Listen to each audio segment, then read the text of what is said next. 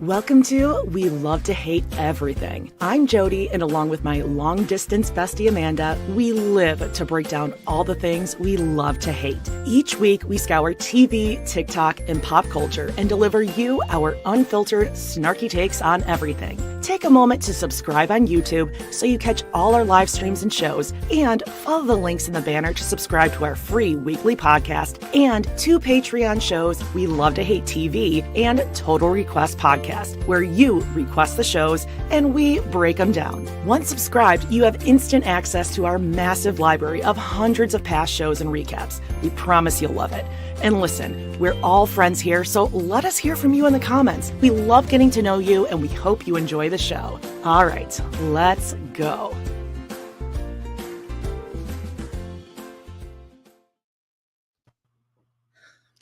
Hello, welcome to We Love to Hate Everything. I'm Jody. I'm Amanada. So many good friends in the chat today. Love it. It's already getting pretty lit.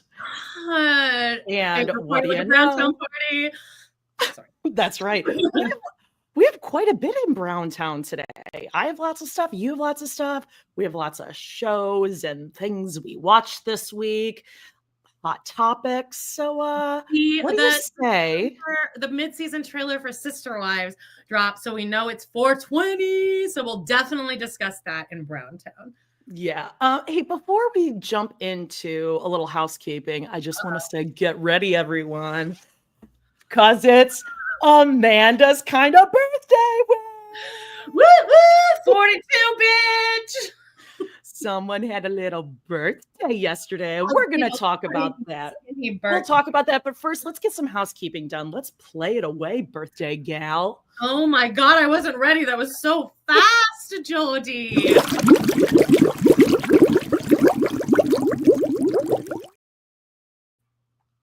Robin's Kitchen. That was pretty smooth. Yes. All right, let's blast through this and get to the good stuff. Like we said, airing Sunday, April 20th. That's 420, folks. Jody had a great 420 last year. I don't like that story, babe. Oh, I remember every bit of that story, babe. It'll be better this year, but we are going to get right back into things and start our watch-alongs on Monday, April 21st. If you want to check out Patreon, check it out. We have on Tier 2 on We Love to Hate TV, Season 13, Episode 1, Meri on her own. ... Actual title. Over on Girl Dinner, we downloaded a little from our memory lane, memory box of goods, and wowzer. That might be more of a watch along as well as we pull out. Watch it. It's a lot of like us being like, what do we have? What do we have? But then like halfway through the episode, then we like don't really have anything else. So then we just talk about our childhood trauma again. Yeah, which I know you would never have suspected this, but a lot of my childhood trauma came from looking back at the photos that I also show on here. There were some photos. rough haircuts. Yikes. Moral of the story, Jody should never cut her hair above her chin. Oh, speaking of which, I have a hair appointment on Saturday.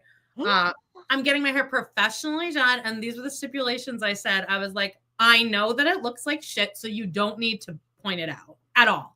Like you literally, I know, so you don't need to comment on it. Oh, same with the dye job. Don't need to comment on it. Also, I will be wearing headphones the whole time, so you do not need to speak to me. Like, is that okay?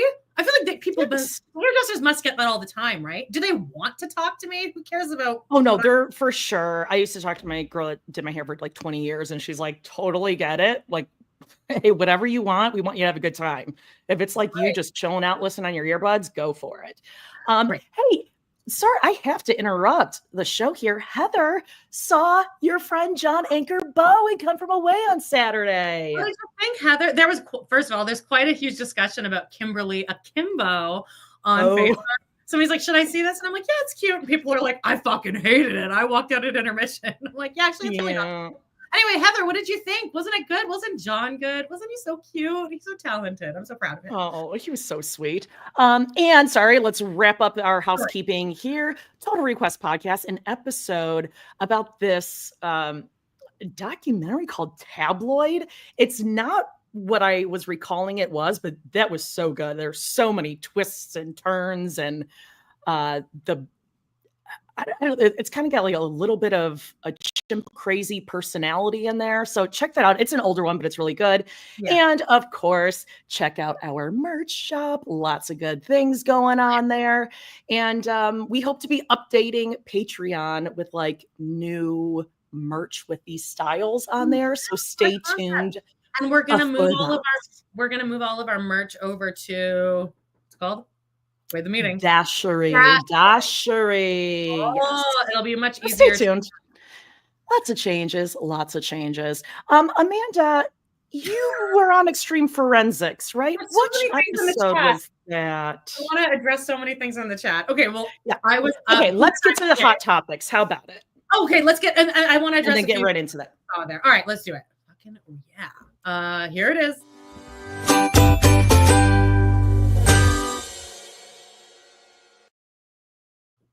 Extreme Forensics, baby. Somebody asked me who I played on Extreme Forensics. Oh God, her name was Leanne. I do remember that, right?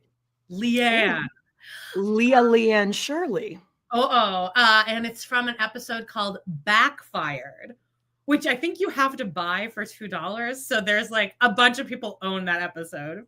And I really wonder what the people over at headquarters think. Like, wow. They were like rapidly pressing the buttons for all these downloads for Extreme Forensics. What Backfired? And there's an episode, I think it's in the TRP backlog, where Jody suggested this. I did not suggest this. This was Jody's idea to discuss my experience there. And it was like, it was like comparable to the Feeling Hot episode, because I developed a full flu by the end of the day because they made me run around in a tank top outside in February with a little girl, and then they cut the scene and the little girl from the whole episode, and I had the flu by the end of the day. I got paid $75.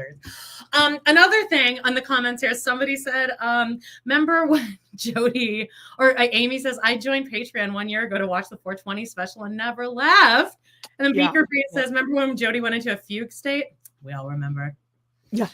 Adam still remembers. He's like, I've seen a lot of people like imbibe a lot of substances. He's like, I've never seen anyone projectile vomit towards a wall when the toilet was right there. And I'm like, that's the part I don't remember. I was in another universe. I told you, like, I was figuring out the meaning of life.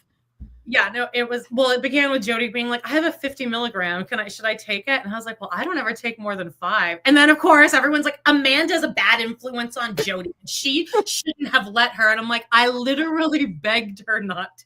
And I'm like, I think Nick was like, Jody, how you doing there? I'm like, in the non-verbal at that point. I didn't look at my phone during the episode, but I looked afterward, and like halfway through, Nick had texted me.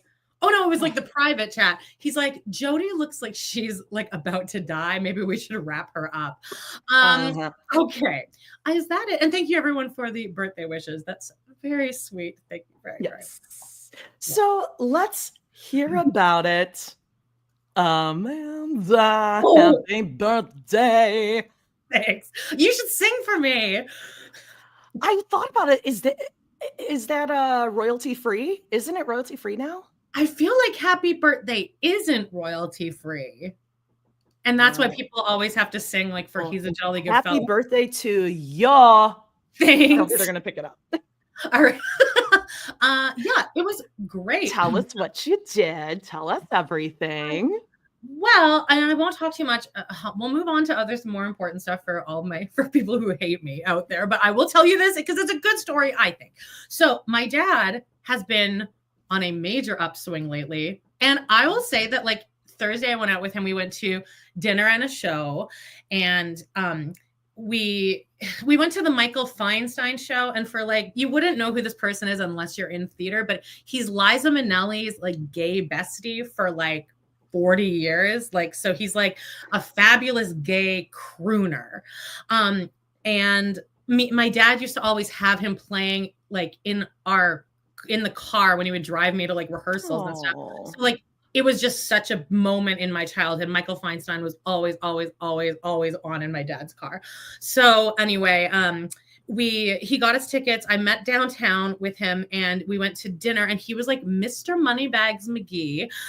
We went into this and he's like, I'm like, where do you want to go? Like, like A&W or something. He's like, no. He's like, let's go to a restaurant. I'm like, you want like a restaurant where you're going to spend money? He's like, yeah, let's do it. He had on like a coat. He had on like a full outfit that wasn't like, it wasn't ASU lore, except he did have a Jersey Boys toque on. But anyway, so we went. I bet you don't know if he was wearing his ASU boxer shorts. You've seen him. Anyway. Guilty. So we went to this really nice restaurant. The bartender was awesome. I was like, do you have any mocktails? And he's like, yeah, we do. And then he kind of walked away. And then I thought he didn't like remember. And then he just brought this one over to this one that he created for me. He's like, I love when people just like ask me to create something. So anyway, my dad had a beer there. This is like an informal little bit of the evening. So then we went to the show and then my dad kept trying to convince me to drink again. He's like, you can't just have one. It's your birthday. You have one. I'm like, I literally can't, but I will get a, soda water. And then my dad got a wine. So we're feeling good. And you're hot. We're feeling super hot. So when we're at the restaurant, I'm like, I didn't realize that Jack Singer, the theater, I'm like, I never put together that like all of those theaters that we used to go to when I was a kid were all in this one building. I never put that together.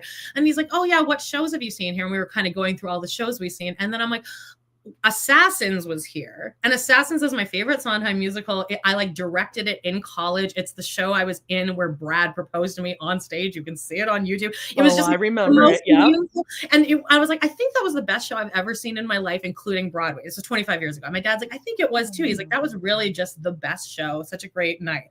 So we kind of talked about that. So anyway, we go to we get our tickets. My dad's he got like a double one. I'm sorry, Amanda. I meant to put the birthday background. Thanks, this is actually spring on Coyote Pass. So we'll be back to that. So I'm sorry to interrupt, but this is important. That's okay. It's your birthday background. Sorry if this is boring to anyone. Oh, okay. So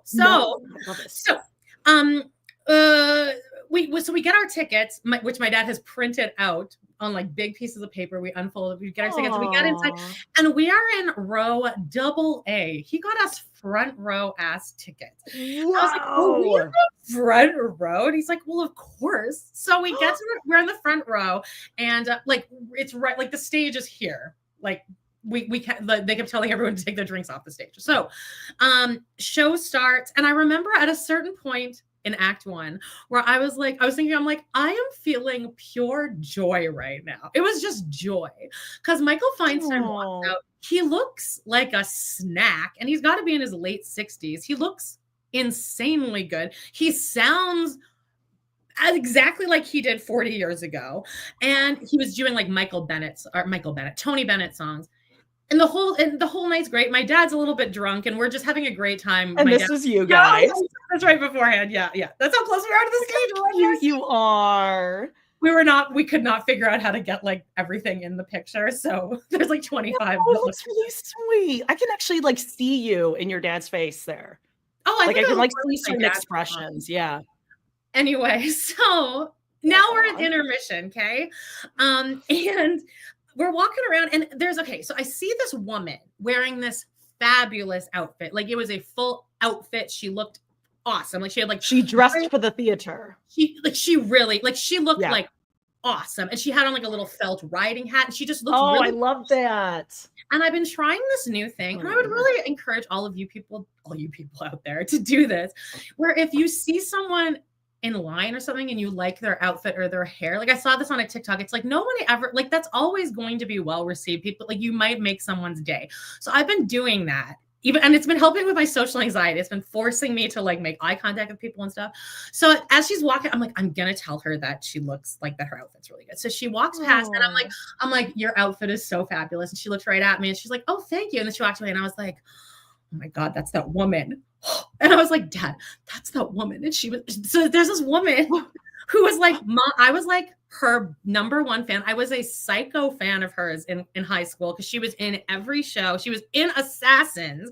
And like I used to go to shows in theater in Calgary because of her. I had forgotten about her completely, but I was like, that is definitely her.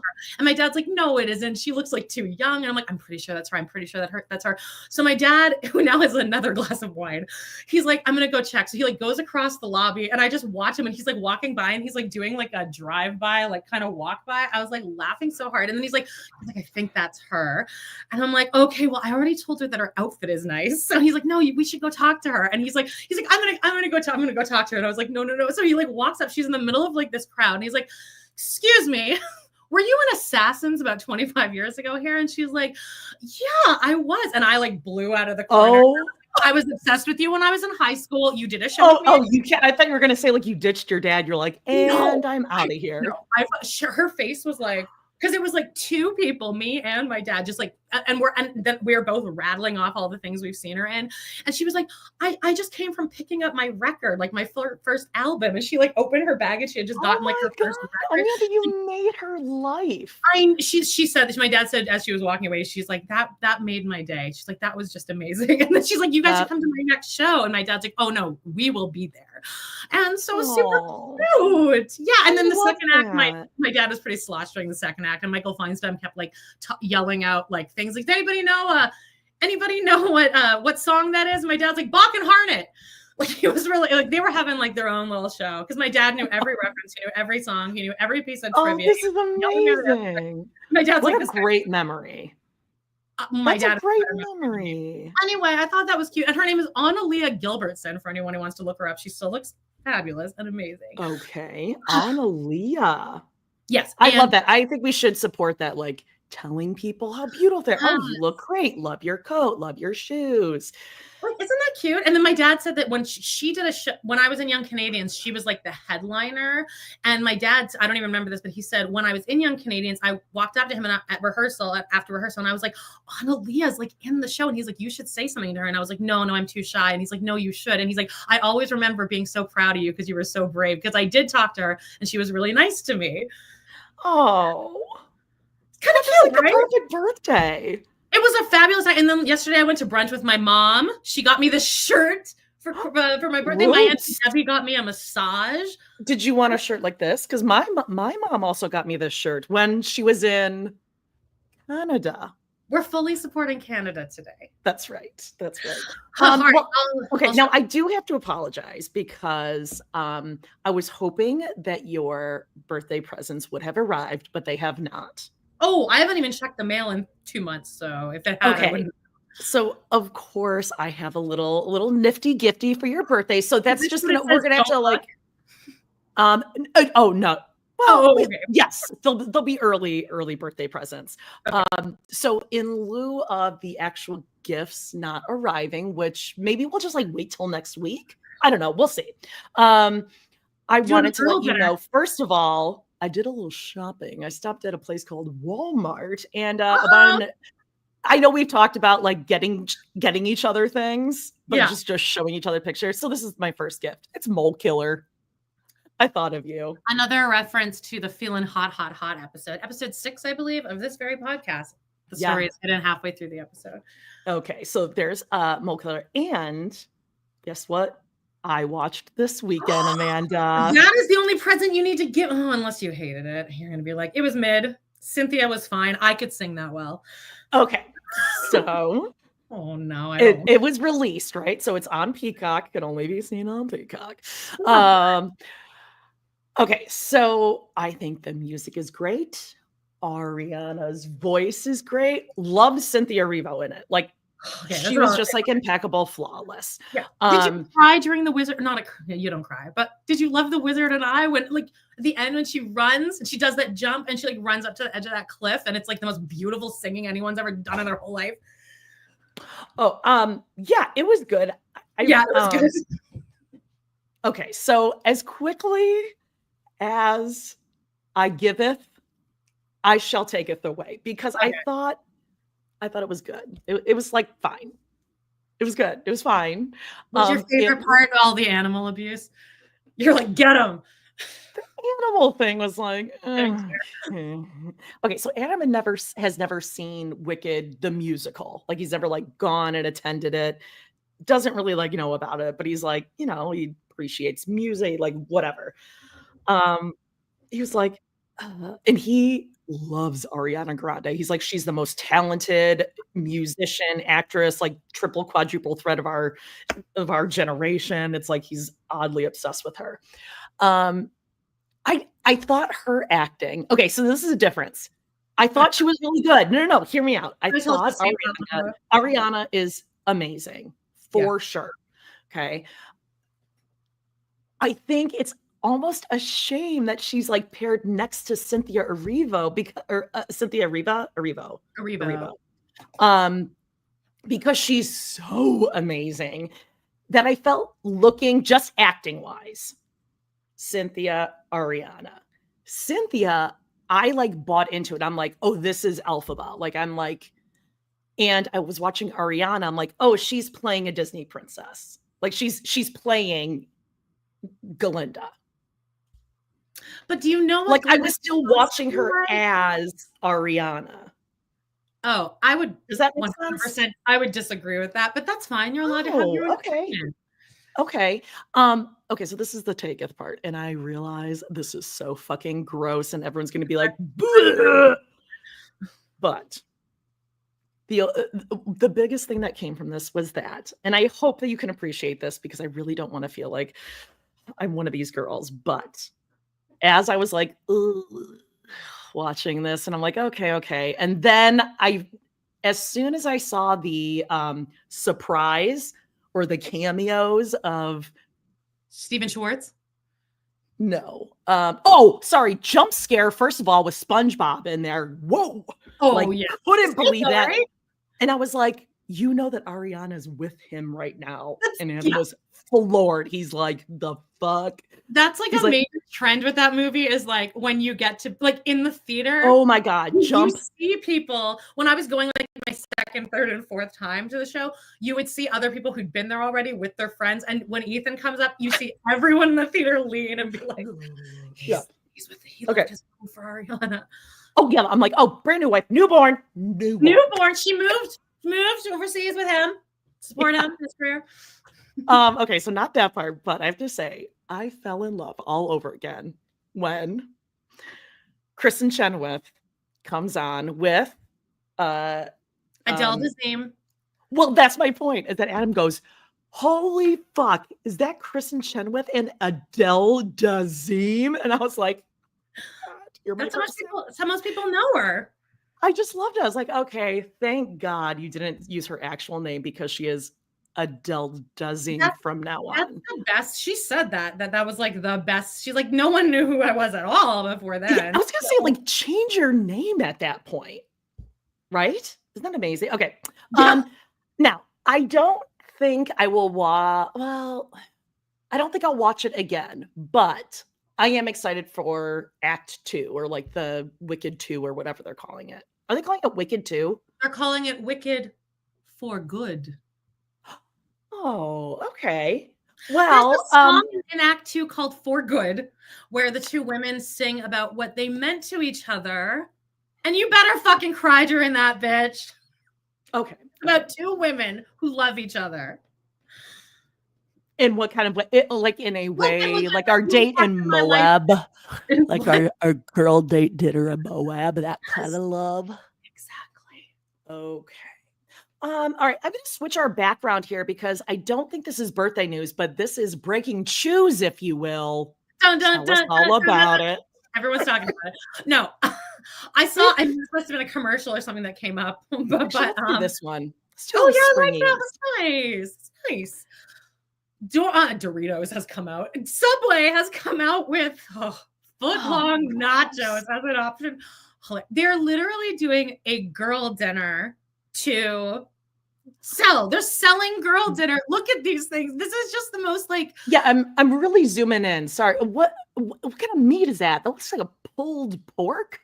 Oh yeah, that makes sense. Yeah, or you can put like they have chunks of rotisserie chicken. It's basically what you would do at home with your microwave, except they just assemble it for you. It's like having a Subway sandwich artist at your house making your girl dinner for you and then putting in they put it in the microwave. I watched this happen. They're coming in April, guys. So I just thought it was cute. The Subway. You know what? You got to get something for people who don't like sandwiches. I get it. It's a marketing thing. And you know what? I feel like Subway, just for those nachos, should be open 24 hours, or at least when they're like near like universities or something. Because that's what you want when you're like wasted at 2 a.m. is fucking Subway nachos. Okay, I'm doing like some sort of side pony thing right now, so we're just gonna stick with that. What about I was gonna say Subway had something else that they're doing too. Oh, they do like a churro and a cookie. Have you ever had that? No. I don't think they have them here. Maybe they do. I don't know. You know what? And the only reason I know this is because Charlie doesn't like sandwiches. And so we've always tried to get, like, if we go there, we're like, well, what will you eat? And he's always wanted a churro or a cookie. And it's like the McDonald's shake machine, always broken. Oh, yeah, they talk about that on Dope all the time, but like a lot of people have like written in and been like, I work at McDonald's. We always say that, but it's not actually broken. It's just really hard to clean. Oh, did they? All suspected for years. So unfair. I love a Shamrock Shake. I did get one in time this year. Okay, so I forgot to show you this. I was gonna do this as like a little birthday, like I got you a junk journal. That is the journal that opened the floodgates too. See, Robin just does one little thing and the floodgates open and now everyone knows about her fucking. That started on the Etsy, right? That's what started. I do believe from Trash Talk was the one that actually like discovered it, or she like got it rolling. Anyway, hilarious. Hilarious. Oh God, everyone's talking about my hair. Okay, so I'm going to address this on this one. I always say it on like the Patreon one things too. I'm going through a hair journey where I'm trying to like build back the protein in my hair. So I've done like the K18 thing. I'm doing this whole, what do I have? Like low porosity hair. So as soon as I do my hair, it's fine. But because there's like all these things going on in the proteins, it just goes. Oh, you know what? Right away. Because when you came on, your hair was fully curled. That's I wild. will be able to get to the point where it's going to hold it and everything, but it's just going through a lot of conditioning treatments and things. You know what? We're getting into summer, so we're both going to be popping our hair up into a messy bun. Except I can't even do that because, guys, when I did my hair, I did the thing that I always do for 20 years is I brush it all forward and then I cut across, which makes layers, but I aimed it too high. And then now I have like these bangs that are like this big. Like I've seen that happen on TikTok. So that's why I was like, I can't even try to fix this. That's what I was like, reached out on Facebook. I'm like, I need someone to fix it. I need help. Yeah, I need help. And diet. Yes. I'm gonna diet darker. What do you guys think of that? Yeah. Darker? I think I should go darker. No, because I was looking at the suggestions people gave to you too, and I got some of those products too. So hey, Jacob is also on a hair journey. He's growing it out to his shoulders. I'm gonna go with you. I'm gonna see if I can grow it out, get it nice and healthy, and then I'll probably hack it and just be depressed and all like dye it black or something. There's always a messy bun and bobby pins, Jody. Of course. Right, so into actual news. Oh no, are we in actual news yet? Oh yeah. Oh no, like I am there. Okay, so not the first really big piece. Speaking of TikTok, okay, I have been seeing this shit come up over and over again, and I don't know if you heard about the newest news in ancient Egypt. Amanda, do you even know? No. What was discovered? Oh. No. Not only discovered, but discovered when there was like an Egyptologist conference going on. So now look at this, okay? What has, I should say, allegedly been discovered? Egypt head over here. Oh, good. Jay Schwa's all in the Egypt cover too. Okay, so you see this pyramid atop this photo, okay? That's one of the pyramids in Giza. Is that what it looks like inside a pyramid? Did we all? That's what they figured out. Is that like they knew that there was like all these little like passageways and tombs and things like that, but like all those little numbers and those towers on the top, they found those are like inside the pyramid. They didn't know they were there, but now look at the bottom. So they found that there are allegedly 8 of these columns underneath, like go 2,000 feet under this ground surface, like to bedrock. And all those little yellow spirally things around that are like our walkways, are these like huge spiral walkways to the bottom of it. However, what I'm seeing is that some Egyptologists are doubting the findings, and they think that the sonar detection could be faulty. I know. Did anyone go down and look at this, or they're getting this off of like? I don't think they can get 2,000 feet down at this point, but I know. Careful.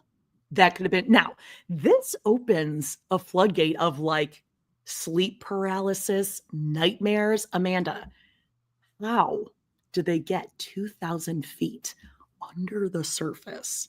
Like thousands of years ago. Pyramid people, Egyptians. I think this actually might be the plot of The Tomorrow War. Remember that movie I made you watch with Mitch in it? I think this might be the plot. The aliens. The Declaration of Independence. No, not that one. It's like a 3-hour long movie starring Chris Pratt, but also Mike Mitchell's in it. I remember. They find out about 2.5 hours into the movie when they create their M plot of the movie that the aliens went down underground like that, like millions of years ago, and they've been waiting dormant to come up. So do you think that's what that is? I don't know what the fuck's going on, but like, I think that's pretty fucking scary. Like, how do they dig down deep? Or, okay, my shower thought on this. Okay, so look at this. My shower thought on this, looking at this diagram. Amanda, what if, like, thousands of years from now, the pyramids are now buried under like whatever takes us out on Earth. And then future humans find just the pyramid buried. Oh, yeah. And they're like, oh, they had this like thousands of years ago. So like maybe those pillars underneath were like the first pyramids. And then the pyramid people found those and were like, oh, let's build on top of it to protect it. Well, would it? Okay, I feel like isn't it terrifying if you really start thinking about it? You're like, how did they get to the center of the Earth? I've never thought about this because I don't really think about death, or I don't like to think about space because then I feel like if I let myself, my head would actually explode. With deep water.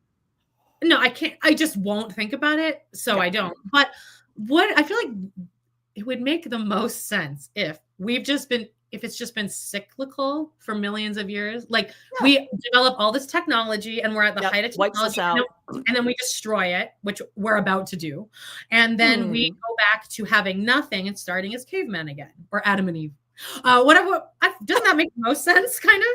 That's kind of cool. Or Adam and Steve. Careful. How about Eve and Hannah? How about no men in this generation? Well, I mean, we wouldn't know what to do with ourselves, women brains. Gay men are allowed. Well, obviously, they're like the most elevated of humans. Most evolved. And then they could still impregnate us because we'll be kind of fluid. Everyone will just kind of like get along with each other and stuff. Or they just like give you their stuff and you're like, okay, like I'll just like toss it up there or whatever. There'll be some progressive. Well, the bi people can come in too. Okay, anyway. People are gonna hate. People are gonna get mad at me. Okay, I'm just talking about science and pyramid people, okay? Pyramid people. Okay. All right. So let me ask you, how okay. I might have an update on one of your birthday presents that I'll need a couple moments for. So I'll hold off on that for a second. Give me something from Janelle Says because it's going to be stuck at the border for like 25 weeks. It's not from Janelle Says. No. Okay. I was actually wondering if maybe you got me a Cody Brown cameo. No, I would never give Cody and Robin. That's what I was like. It is expensive. It's 216 Canadian dollars. Yeah, no, I'm not doing that. I will never. Yeah, okay. So, do you follow like Kardashian stuff or the Kanye stuff? And like, are you into all of that? Not Justine follows the Kardashians, so she'll tell me stuff sometimes, but I don't I've never seen an episode of Keeping Up with the Kardashians unless we did it for TRP or something. Okay. Yeah, I don't either because it's all like very fake and for the cameras and whatever. However, I found something on Reddit that someone posted that Azalea Banks posted about Kanye. And I hope this isn't like a careful, but it was so bizarre that it has to be true. Okay. So maybe you show off this adorable little puppy while I read what Azalea Banks talked about Kanye, because this is like really deeply disturbing stuff. Okay, tell us about Puppy first. Oh, this is Mocha. Her owner found me on rover.com. Guys, if you want to do that, if you want to have a pet sitting business, put yourself on that. You will accept last minute shit, because she went to Florida. She gave the puppy to her friend to watch. And then within day one, the friend was like, I can't take it anymore. It's too crazy. This is uprooting my life. So she had to find me from Florida. And I like picked this puppy up after my Michael Feinstein concert. But look at this thing. Everyone I've showed this to has been like, that's not a dog. Oh, baby. Mocha. But anyway, she's very cute. And like, oh my God. Anyway, okay. Go ahead. What is this? Right, so I'm going to put this up here. I don't know if you're going to be able to like see any of this stuff, but okay. So here we go. Azalea Banks posted this, and I found this on the Kardashian Reddit. I don't follow it, but it came up and it was like, whoa. All right. She says, I've hung out with Kanye so many times. I remember the first time I met him at the Langham in London. Well, the whole fucking suite smelled like a shitty Pamper, and I was trying to figure it out. Then he called the driver. We got in the car, and there were like 20 packs of Tic Tacs and the little cup holder, and he grabbed a pack and ate the whole pack in one go. And I was like, oh, damn. That's funny. It's from the car accident. Kanye gets his teeth replaced like every year or so. The car accident knocked out all his jibs around, and they gave him replacement teeth. And the first set were definitely some welfare ass 1970s pimp dentures. And fake teeth slide and food gets under them and the breath starts stinking crazy. That's why he's always doing weird shit with his grills and diamond teeth and shit, because he doesn't have any natural ones. I'm sure the dental situation is how he got hooked on the nitrous, allegedly, and he's always bugging out. The itching and inflammation and pain in the tooth root probably drives him insane. It's actually really sad how crazy his dental situation is. Yeah. Jody, do you know what this means? Know. This means that dental problems could be the cause of so many things. Like Aunt Diane. Aunt Diane. Thank you. I saw teeth in that, like I kind of went ahead and I'm like, geez, Aunt Diane. And this is why we're best friends. It all comes back to Aunt Diane, Travis the Chimp, and Harambe. Yeah. We know this tale as old as time. That is crazy. That makes sense. I just think it's like his mouth is rotting and he's just eating just things of Tic Tacs. Yeah. No one is going to tell him, like, go get your teeth fixed, crazy town. I'm sure he's been told. Yeah, it was comes back to Aunt Diane. So am I supposed to believe that he doesn't have enough money for a more permanent solution? I don't think he said that he doesn't have enough money. I think he said he's just like crazy. It probably doesn't bother him like it would bother a normal person, maybe. Yeah. I don't know. Well, that's why I was talking to somebody who I like years ago when I tried to get sober, I was talking to another sober person who was like, he's like, yeah, I'm like, tell me like how bad it got for you. And he's like, well, I had to get my gallbladder removed. And they said that it was basically trash for like over a year. And he's like, they said, well, how were you not feeling this? Like, how come you weren't in pain? And he's like, because I was drunk. So like, that might be what it is. Like Kanye doesn't feel like painkillers. Yeah. There, your hair looks good like that. Oh, okay, great. You look just like chill. I'm easy. I'm from Canada. What? So what? Who cares? Who cares? Oh, when Michael was only for you.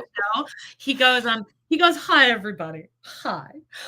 We're so happy to be in Calgary tonight. And everyone's like, ooh, and he's like, I gotta say, we're just happy to not be in the States right now. And like, oh, we just want to sock him in the nose, Michael. He made a little joke though. No. Hey, are we going to discuss the replacement Howie? Sarah wants to know. Oh, I don't know. Yeah, Howie's mom too. Has captured a new I Captured. don't know, a new inmate. Is that what we want to call it? A food that should be a pet. She Just got. saying. Where did she get this one? She did The apparently. grocery store, Hy-Vee. She got Publix? Howie at a pet shop. She said. She said. She also said Howie doesn't mind being dragged around on a ribbon and tied to me while I'm cooking over boiling salty water. And walked up to the shoreline and then Playing with dogs. Yeah, cats. That's fun. Yeah.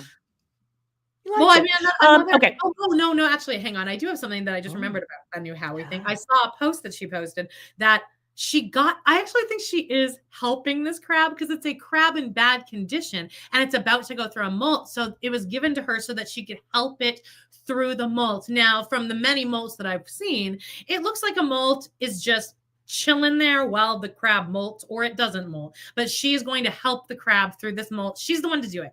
So we'll see. And she's like, we don't know what color it is under there, but we're all excited to see what color it is. Okay. Well, I promise you Scout could handle a molt. Oh yeah.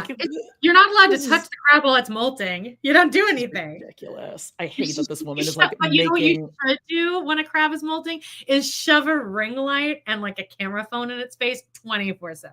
And then because a molt is so difficult, let's promote many moltings by keeping this alive year after year after year as it struggles through each molt. That sounds like a great idea. It's rough. It's almost as if nature hasn't taken care of this problem by like natural selection, things like that. I don't know. I mean, I'm not a vet, but I don't know. All right. Hey, update. Love is Blind. This is like old news. And I almost feel bad for Monica because I almost think this is like embarrassing for her because it's like, get over it. This was a year ago. So if you're watching Love is Blind. That's my thought on like when this talk came up about, I had a different picture in here. Did you change it out? Yours are better. Oh, no. I didn't see yours. Oh, maybe it didn't go through. You know, you sometimes you upload and like one doesn't go through. Anyway, yes. But it was like, I saw a TikTok that was like Sarah has now addressed what Monica said. And like I out loud was like, oh my God, like this is embarrassing for all of you because literally no one cares anymore. The one thing everyone can agree on, and listen, we notice the chat gets real quiet during Love is Blind because people either like, they really... Okay, the one thing people can't agree on is not whether it's a good show, because there's people who are like, don't watch it, cannot, it's awful, and people like us who like really get into it. But we both agree that when it's over, it's over. We have forgotten everything. We don't know who you are, who you were with, whether you got married or not. If you had a baby, I especially don't care if you had a baby. Yeah, we don't even remember who you are. You're basically Aurora. You don't even go here. So for this chick, Monica, again, this was filmed a year ago. Basically, she was like, yeah, I was venting to Sarah about Joey. And turns out Joey and Sarah were kind of talking. And then they were kind of dating. Maybe they're still dating now. And it's like, oh, it's almost as if people met each other on a dating show. Yeah. Who would have thought? Oh, yeah. Okay. And it's sad because Monica's whole thing was like, I watched it back and I was throwing myself at him and he clearly wasn't into me. And then she's like doing this and it's like, because he wasn't into you. Oh, it's very sad. And don't do it, girl. I mean, Sarah does obviously suck. And I think that people really thought that she was doing a little too much with the, what's the word it's used where she cares too much about like the woke shit where it was social like issue warrior, which I'd rather someone be performative about that though than be the other side of it. But yeah, so Sarah and Joey are not together. So now Monica put out a statement and then Joey did and then Sarah and then what's his face? Is it him? Yeah, the guy. Who's the guy in that? Joey. Oh no, the other one, Sarah's original guy. Oh, Ben. Ben is putting out like a 4-part fucking expose on like, here's proof of these texts and stuff. And it's like, no one even remembers you. You already looked like all the other guys. Yeah, like, shut up so people forget you and you can land another date within the next 5 years. Shut up, man. Jesus. Yeah. Anyway, so that's the Love is Blind update. Basically, it's like, go away. The next Love is Blind will be on our TV screens in 3 months. So it's enough. It's enough.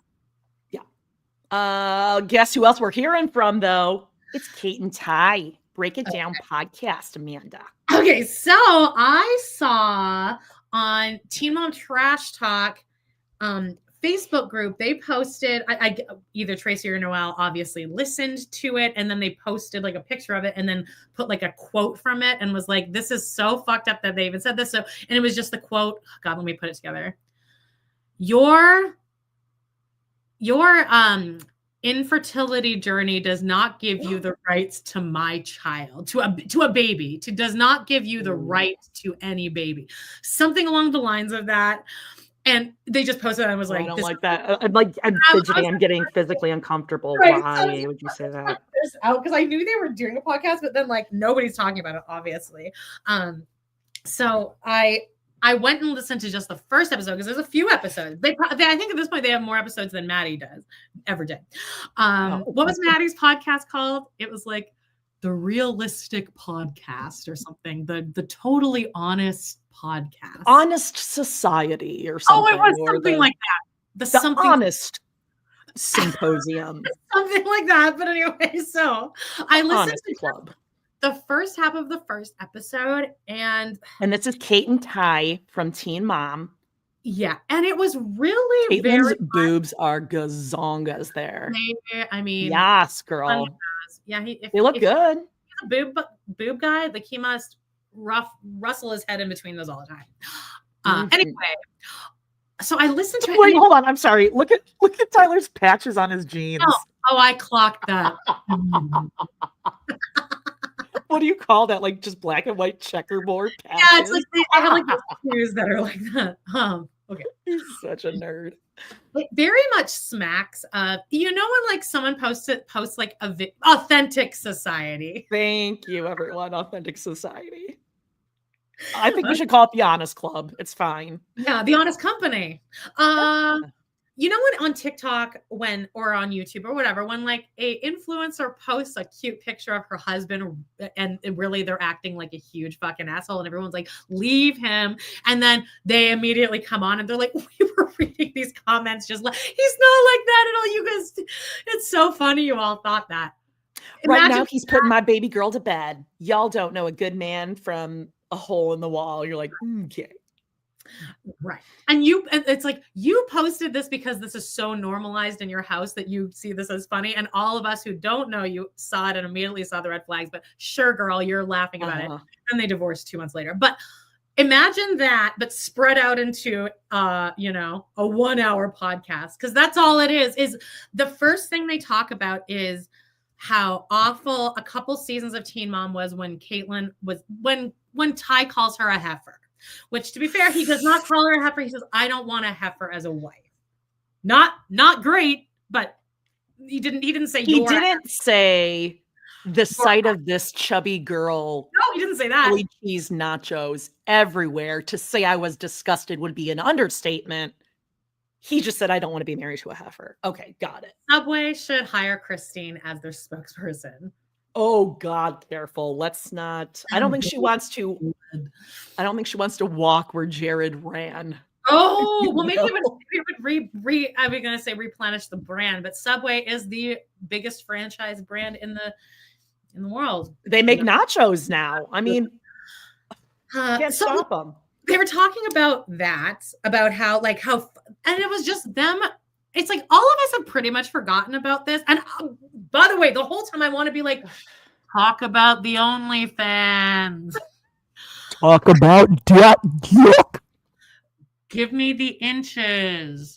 But they want to talk about the fat thing. So it was just them being like, I know, dude. It was like so crazy. Like you guys, like all of you out there, like it's so crazy. Like you guys don't know. You guys don't know. You don't know whether you have producers. They're telling you to say this. Like you just don't even know.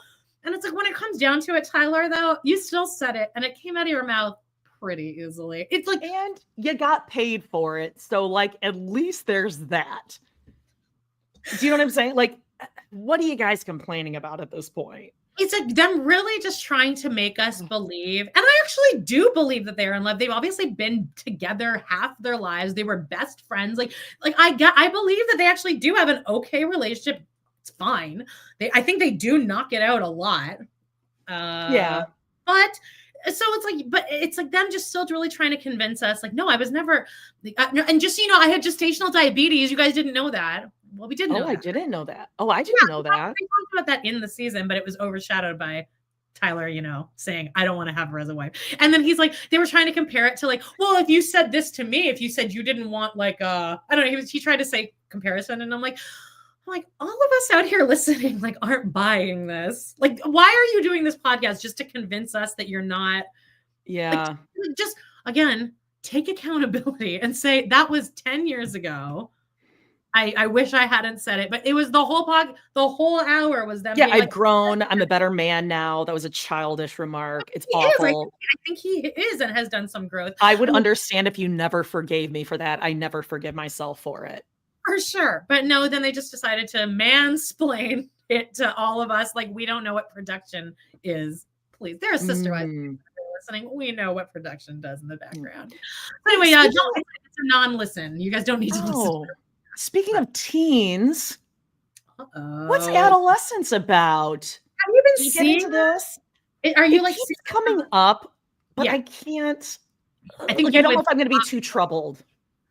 Oh, honestly, like, I'm only halfway through the second episode. This is Adolescence on Netflix. It's, if you go to Netflix, it's going to be the first thing that comes up promoted for you, or maybe just me because it's an algorithm. But first of all, I knew going into it that there's 4 episodes, each an hour long, and each one is shot in one take, which I like. Ooh, I love that. I don't think you ever need that. Like, there's an episode of The Bear, which is shot in one take, which is cool. But like, I just don't think that that's necessary in any way, because you could definitely not do it in one take and it would have a 100% exact same effect.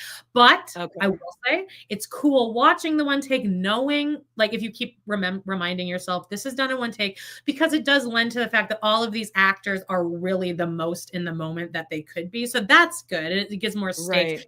And it's impressive. That's like, I think that's really why you do it, to be like, look how impressive this is that we did this in one take. This little boy, I didn't get his name, I should have, but this actor, he's done nothing else. They plucked him out of nothing. He's amazing. And the show, the first episode starts with them arresting him, and he's being accused. I don't know anything right now. All I know is that the first episode is just him being booked into jail. And then the second episode starts at the school, and it's them, like, all the kids in school talking about it. It's really good. And like, the acting is great. The dad, I feel like it's not a school shooting, right? No, it's like another child has been murdered. He's accused of murdering a little girl. Oh, God. Okay. But I don't think it's going to show. I mean, it's really, I think a lot of it is just talking. And I know that there's it's a lot of, there's going to be him talking to like a counselor or like a therapist or something. And I guess what I've read is that it says a lot about like incel culture and how we need to watch our boys and stuff. So I find this fascinating and relevant for today's society. And the acting is great. The dad is super good. There's a really good shot where I was gonna say he was in like Boardwalk Empire or something, right? Yes, loved him in that. Yes, he's great. And by the way, I just watched this morning, like at like 6 o'clock. Otherwise, I would have written down names and stuff. But there's a shot where the boy is getting booked, or maybe he's getting fingerprinted, and you can just hear it in the background, but the shot is just on the dad's face, and it's just a really good shot because it's just showing him, and you can see all the emotions run through his head, like how scared he is. And then there's like kind of a moment that at least I took where he has that moment of like, what if he did this? Like, what if he... it's like, honestly, it has been, since having kids, it has been like my greatest fear that my kids will go to jail or prison. Like, I don't think I can live like that, knowing that like Googie is behind bars. Like, that's what I was thinking. I was like, there's nothing worse for a parent. And then the lawyer comes in and he says to the parents, and I was like, notice I just said Charlie and not Paige. Because you think Charlie would be like, well, he's a boy. I'm like, yeah, I'm like, well, obviously, if one of them's going to go, it's going to be him. The lawyer, I thought this made an impact to me is that Wow. the mom the whole time is like, they threw me down on the ground. They threw my daughter down on the ground. What can we do? We want to sue. And then the lawyer, like she's been kind of going on about this. And then the lawyer at one point turns to them and they're like, look, I don't know anything, but the police probably have a lot of evidence, especially to enter your house like that. And like, that's what my head was like, oh shit. And then like, anyway, the dad is great. Everyone's great. The kid is obviously super impressive. I can't wait to keep watching this. I'm going to watch this then. And it gets you immediately, because I was kind of dreading having to watch this. I knew I wanted to, but I'm like, it's an hour. It seems like a lot of talking, but it pulls you in immediately. Okay. So all right. I recommend it. Is anyone else in the chat? Yeah. Oh, people are saying it's excellent. Oh, good. I didn't want to watch it because I was afraid, like, oh God, it's going to have like, child, like graphic things. Cause I can't. I don't know. I can't watch it. And the second episode that I'm watching begins like at the school, and like the detective is going to the school to talk to all the kids. And it's just like interesting because it has all the kids talking about like, do you think he did it? And people are like, yeah, I think he did it. That's realistic for sure. Yeah, everyone's talking. Ooh, okay. I'm checking it out. Adolescence. Today. Great. What's next? You also you wanted to talk about Shameless, which was the show I thought we were gonna this is what I thought Fleabag was. And I was like, oh, yeah. Does it take place in Chicago or something? It does take place in Chicago. Okay. Tell me about this. Would I like it? I think, yes, I really do think, and I'm so excited. I found it. It's super bingeable. The episodes are long, rich. All the characters are just very well developed. Like at every episode you learn something, because they throw you in and there's just all this chaos. And Joan Cusack is a major part of it. Like she's a lead in it. I had no idea that she was ever in a show that lead it, but she's great. She's like, well, anyway, it's every episode, like new things are happening and you're like, holy shit, like you really have to pay attention and watch. But I'm so excited to find it because there's so many seasons. They're all an hour long, the episodes. And I love it. The acting is great. There's a character of this little kid in the show who, like, his hilarious storyline. Yeah, let's look at this. It's got Felicity Huffman's husband. Yeah, William H. Yeah, there's Emmy Rossum. Emmy Rossum doing a really bad accent, and it's very distracting. And the guy from Food, Jeremy Allen White. Oh, way on the left there. Okay. The little girl from Roseanne, who plays Darlene's daughter on The Connors. Sorry, excuse me. The Connors. But then there's like one of their sons. His funny storyline is that he like abuses animals. So the whole time I'm like, I hope this kid gets like, killed. Ooh, I hate him. Okay. I hope all suffering happens to that kid. But anyway, I'm sure he'll have some kind of a, I don't know, turnaround or something. But I'm halfway through season 2, and it's great. Fascinating. I think you would like it. It's an investment, but I always love to find a good show that I know that that's what I'm going to watch. And also I'm watching BPR always. So yeah, check it out. Shameless. I love BPR always. Okay. Sorry. You got one more and then I'm going to be talking about some stuff. Shoresy. People are going to hate this episode. This is another one. Shush. It's your birthday. Tell me about Shoresy. Who are these? Okay, Shoresy. I'd never heard of this, but like I've had every person I've gone out with has been like, "You watch Shoresy, right?" I'm like, "I don't know what the fuck that is." This is like a huge show in Canada. It's about so this guy is from what's that? Letterkenny is okay. Have you heard of Letterkenny? I've heard of it. Couldn't tell you do an episode of it? I feel like people have recommended maybe it. Everywhere, like I don't want to watch that, but that guy is in it, the main guy. So, so that's always said to me too. Oh, the guy from Letterkenny's in it. I'm like, I've never fucking seen that either. But this is like a huge show in Canada. It's currently still running, so we're between seasons. And you're not gonna like you. I'm not recommending. Is this hockey? This is like a bunch of shirtless dudes. Well, I think this is a funny picture because it's supposed to be like, look at this sexy picture. But when you look closer, they're all missing a tooth. I love it because it's just so Canadian. And what I will say about this show, actually, you know what? I'd really related to Ted Lasso. It's very similar to Ted Lasso. But what I will say that I said, is this reality? No, it's just a guy that like gets pulled. He's like an asshole, like a professional hockey player, but like no one wants to work with him anymore. Or maybe he's washed up, and he gets hired to coach a team, and otherwise the team's going to be shut down. So then he's like, "No, we will get to the championship." She's like, "Well, you need to win every single game," and he's like, "Okay, we will." So that's the whole like concept, and he's just kind of like an asshole, but he's very funny. His accent is great, and the thing I noticed the most is that the representation on the show is insane. I kept noticing that. Hey, you're talking to an American now. We don't have diversity, equity, and inclusion, Amanda. Take it easy, careful. That's why I was like, I said this to the guy I'm watching. I'm like, are you like, does that register in your head how like, and he's like, not really. So I think that maybe that's just how Canadian programming always has. But like, there's several First Nations characters in here. It never gets mentioned. They just happen to be First Nations. They the like not even antagonist, but like the owner of the hockey team is a woman, and then she has two like henchmen, like right hand. Oh, that can't be. I know that's the craziest part. So it's like takes place in an alternate universe, really. Let me guess, they lose all their games when they're on their period. Do not mention periods, Jody. I get it. I don't want to mention my fucking period again. Oh yeah. Anyway, well, I won't either. Okay. Anyway, yeah. Anyway. By the way, I took a pregnancy test yesterday. I'm not pregnant. That'll be the last time I mention my period. But anyway, okay. So the main person, the owner of the team, she has two henchmen, and they're both girls too, and they're funny. They're like the three like women. They're coming in to like lay down the law, and it's just three women. No one's white in this show. There's the least amount of people are white men. Man, I'm just disappointed that you're seeing color. I'm the kind of girl who I don't notice. Definitely noticing. Color. Does anyone else out there watch Shoresy? Any Canadians out there? I felt if I brought this up, the Canadians in the chat might be happy. I did see this come up and I wondered what it was. Okay, so it's not. I figured it was reality for some reason, but okay. No, it's just a show. Do you have to be Canadian to find it funny? You might. Okay. But I've lived most of my life in the States. So it's kind of like a charming. It's like, oh, Canadians. Yeah. They're adorable.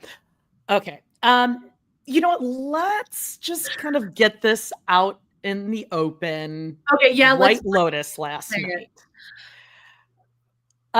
Okay, so I started it and very quickly fell asleep. Like I can't even tell you what I saw, what I didn't see. It's as if I just didn't even start it. So maybe refresh my memory how it began, because you also started it, but we were not able to finish it because, listen, we're over 40. It's Sunday night. It's 9 p.m. Central. You expect me to be awake? I spent my whole birthday. I went out with my mom, and then I watched Vanderpump Rules playing a game on my phone the whole rest of the day. It was the best day ever. And I was gonna watch White Lotus, but then I passed out at 9:30 on my birthday. All right.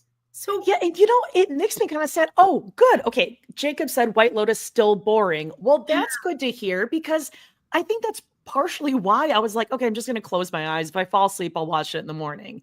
And I hate that, because White Lotus is like that show. It's on. I'm watching. I want to know what's going on. Like Sister Wives. Yeah. By the way, Joan is in the chat. Everyone, check out Pod in the City over there. We only need 3 more subscribers to get to 1,100 subs. We are the big time. If Joan is still here, I was going to text Joan this morning, but I was like, oh, I don't know if I'm like cool enough to text Joan solo. But I did see Brittany, obviously, of the Spears, Brittany of Spears. Her most recent post on Instagram is these little Barbie feet in shoes. And you just see her hand like holding these little Barbie feet with shoes. And I was going to send it to Joan to be like, you should spoof this for Open That Doll TikTok account. Oh no, go subscribe. But I didn't know if it'd be too soon. Says disagree. Last night's episode was not boring. Again, I watched 30 minutes of it. They do. I am interested in the sibling love, brotherly love. I'm interested in that, but everything else. So like from what I'm seeing is that Schwarzenegger wakes up the next day and he keeps having flashbacks to the night. So that's what I'm like fucking watching for. But then it's kind of moving. Okay. Everything else is moving too slowly. But I'll finish it after this. Oh yeah, I can't wait. Yeah, I'm definitely watching it pretty much as soon as we're done. So I'm excited. And I love God, I always do this. I love Parker Posey so much.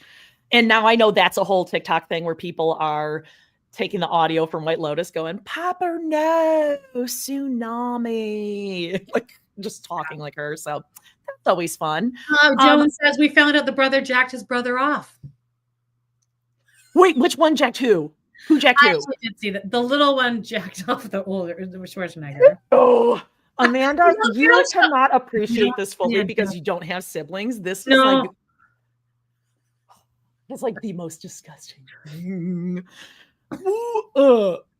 Like, even when my brother hugs me, I still like hunch so my boobs don't like press against him. Do you think that Dave and his sister from Love Is Blind? Don't, gross. Stop it. I don't want to think about it. Dave Blind and his sister. Obviously there's siblings out there that are like this. He's telling real stories over there. All right. Oh, that's really bad. Ew, yucky. You want to talk about the shrimp room? The shrimp. Yeah, the pistol shrimps. So we have been digging deep. We don't have our kids. Your kids are gone. I know. I'm so sorry to interrupt you. No, but I texted you that like, this weekend you had been mentioning for weeks, and you always say to me like, you are so lucky you don't have kids around, like just to have like a night to yourself. But then you mentioned offhand, you're like, yeah, the kids have been here for a month, so they're finally leaving. And then you had said like, you and Adam will just go to Hobby Lobby or Walmart to just get out of the house. And then it kind of clicked. And I was like, you had people in your house for an entire month?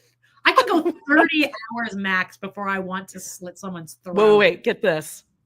The whole last 16 years. Oh, God. I don't know if I would have made it. It's been more than a month, babe.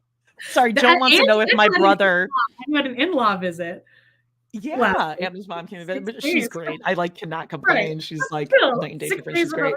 But yeah, exactly like any house guest, even when you love him to death, is like a lot.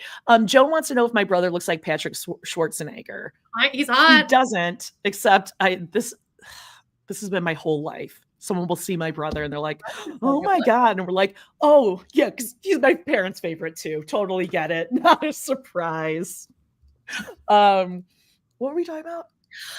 Pistol, but I did really quickly about the having kids thing. My mom did tell me at brunch yesterday that she's like, I had a dream last night that you were pregnant and I was so mad at you, and so that's why I got a pregnancy. I was like, fuck if my mom had that dream. So anyway, but I'm not. Oh. Right. You have no kids in the house, so you have found a new show called Pistol Shrimp. Well, it's not a show, so it was a documentary. I don't know if you know about this. Do you know? I don't know. Aubrey Plaza was on a like a community basketball team. There's like an LA adult recreation league. And they opened it up they made a female, like an all-female rec league in LA. And this documentary, I don't know, it's like an hour and a half. It kind of follows, and it's just in time for like March Madness, right? It's a couple years old, and it follows Aubrey Plaza and like these other teams. And a lot of people on these teams are kind of in the comedy business. They're either writers or whatever. And they all kind of talk about like, yeah, we were into this stuff as kids. And then you become an adult and like, what are you getting out and do? Like, we never just play like men do. They're like, oh, we're playing out. You play in high school, you whatever. But for chicks, it's like, unless you're playing college sports or high school sports, you will never play volleyball again or basketball or whatever. So I don't know. It was, I wouldn't say it was great, but I would say if you are a woman who was in basketball, yeah, like you had good memories of being on the team. I didn't. You could see some of the photos actually on our Girl Dinner episode. Yeah. Me uniformed up to shoot some hoops. You will probably like really get a kick out of it. And I just thought it's great. I'm like, yeah, women in comedy and just kind of following it. It was, I wouldn't say it's like super, super funny, but it was an interesting documentary. Can I play my like unscrewing screws game on my phone while it's on, or do I need to actually really? Oh, for sure. No. I can unscrew stuff. Okay, great. Yes. Love it. Yeah. And you will probably recognize some of the names. I think there was like 2 announcers. Oh, you know who's in it? Yeah. Is Jensen Karp. Shrimp. Cinnamon Toast Crunch shrimp. And Pistol Shrimps, Jensen Karp, last name Karp. He was one who lied about having shrimp in a cinnamon toast crunch, married to what's her name? Topanga from Boy Meets World. Yes, and we've recapped those episodes. Guest on Doughboy Sugarfish episode, season 1, never asked back after the shrimp incident. Even though it was a really good guess. Careful. I also got caught up on this season's Amazing Race. I know you're always like, oh, good. A Date with Dateline. You had an Amazing Race podcast, kind of, right? If you want to promote that.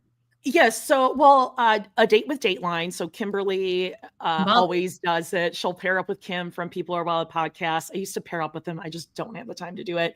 But on their Patreon, they cover all the seasons of Amazing Race. We did seasons I don't know, years ago, but it's really good. I love it. It's such a well-produced show. It wins Emmys all the time. It does. It's like such a great Drag Race biggest competition for the Emmys. It's such a great show, and some of the people are just predictable and annoying, and you're like, you should have never gone on this. You are not athletic. You shouldn't be here. I don't know. I'm super excited about it. And didn't you know, just in time for Canada, Amanda, Amazing Race Canada. Jody, we did it together. I really think we would be so funny on that show. I mean, I couldn't do you would are you allowed, if you have an injury, like, are you allowed to like use a wheelchair? Like, would it just be you pushing me in a wheelchair through the airports as I scream at you? Oh, you're allowed to do that? Let's do it. People for sure get injured and they have like, they're wrapped up or they'll use their little crutches or whatever the hell, or you got to tap out. I really wonder how we would do. I think we would. I don't care about winning ever. So like, I would really just be there to kind of make fun of it and like have fun. Yeah, we say that, but we would want to win. If they were like some asshole, like if they're, okay, hold on. Let's look at this photo. Okay, hold on. Let me take this down. Look at that front row. I never think I had a shot in hell of winning. Okay, so sorry. Front row left. The two bros, I think they're actual brothers. They're wearing the black shirts. Yeah. They're calling us fat and we're crying first day. Yeah. Yeah. I mean, I am not good at directions. So I would not be good at navigating or anything like that. So you be having to do like the map work. Okay, I can drive. I just can't drive automatic or manual. Oh, me neither. Are you supposed to? Oh, we're going to have to practice before we get overseas because they have to drive manual. Okay, well, let's figure it out. I would love, so my probably all-time favorite challenge that I don't know, like I'm really upset about it because not that I will ever actually apply for this show, but in my mind, if I were to ever go on this show, I would want this challenge. It was a few seasons ago. They were in New Orleans, and one of the challenges was they had to go and like eat an enormous amount of beignets. And then they had like dig through and look for the little Jesus and the king cakes. Yeah, king cake, yeah. Like I was born for the beignet eating challenge. The king, like any eating pastries thing, I could eat the whole thing. So I'm just saying, consider Amazing Race Canada. They're drafting. All right, maybe I'll. You should sign up. Do they want 2 international co-hosts, both in their 40s and perimenopause? Are they ready for it? Are they ready? Are we ready for it? Okay. I don't know. Okay, so this is a big thing. I'm wondering if you watch this. If you haven't, forget White Lotus. You are going to run and you're going to binge this because guess what's coming up next week? The retrial of Karen Reed. It is basically going to be like a we're doing that again. Han, we're doing a spring of Babe. It's going to be like the Heard Depp trial. Okay, well, I'm on her side, though. Usually we're okay, so do you know about this trial? Yeah. Oh my God, I didn't know that. Oh yeah, we could have been talking about this whole time.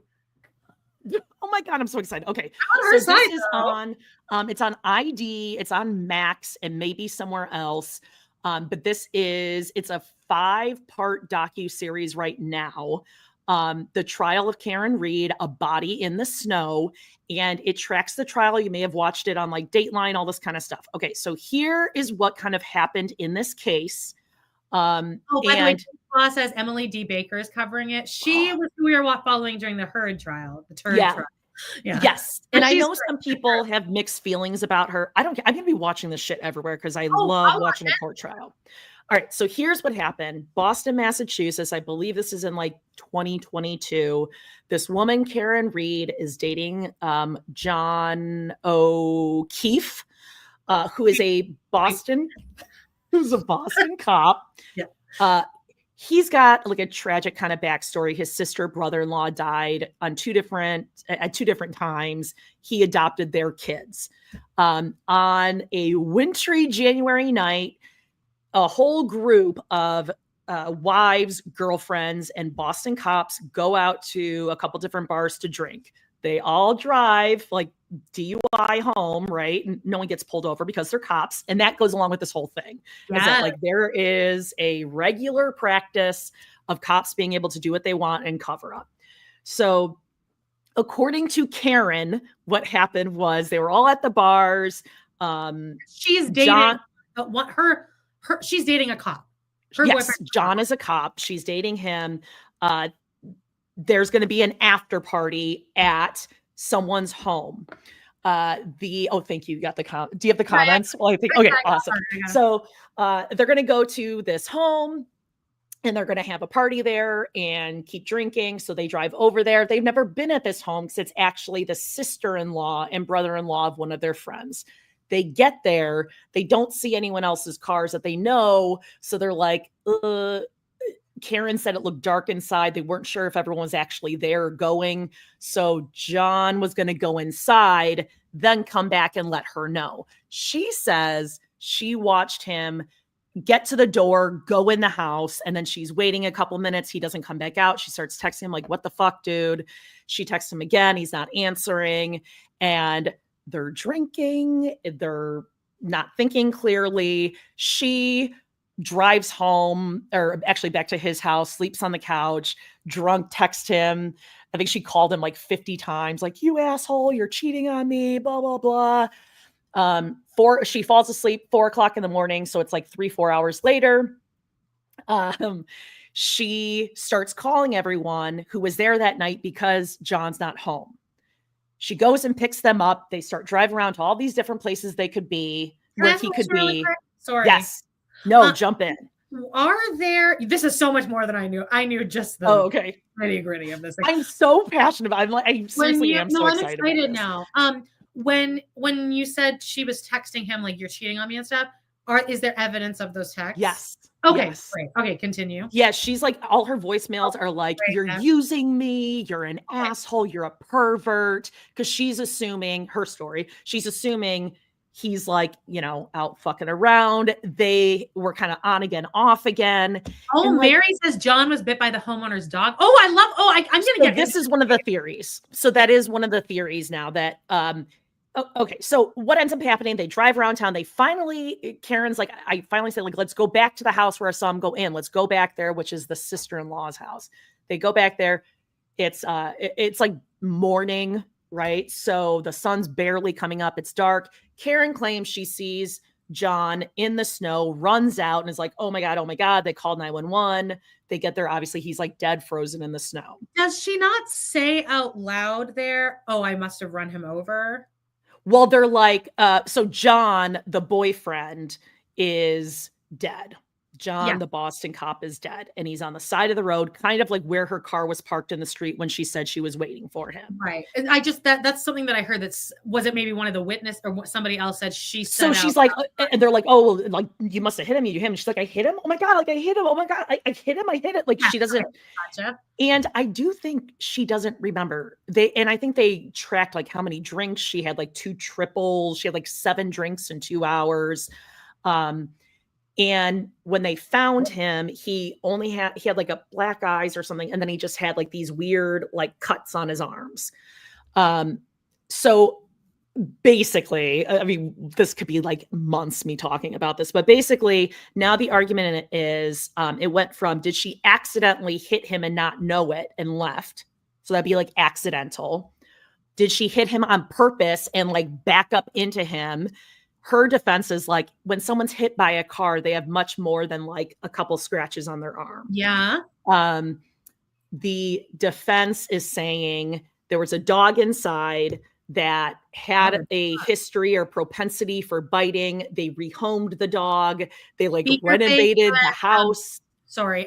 By the way, Jody, you should go back and read all the comments that I'm putting up because I'm seeing some of these great. Lit up here. Beaker says the basement in the house was fully remodeled shortly thereafter. Also, the dog was mysteriously rehomed afterwards. So, yeah. There was a search on one of the women's phones that was like, how long to die cold in the snow? And that was at like 2 a.m. before they found him.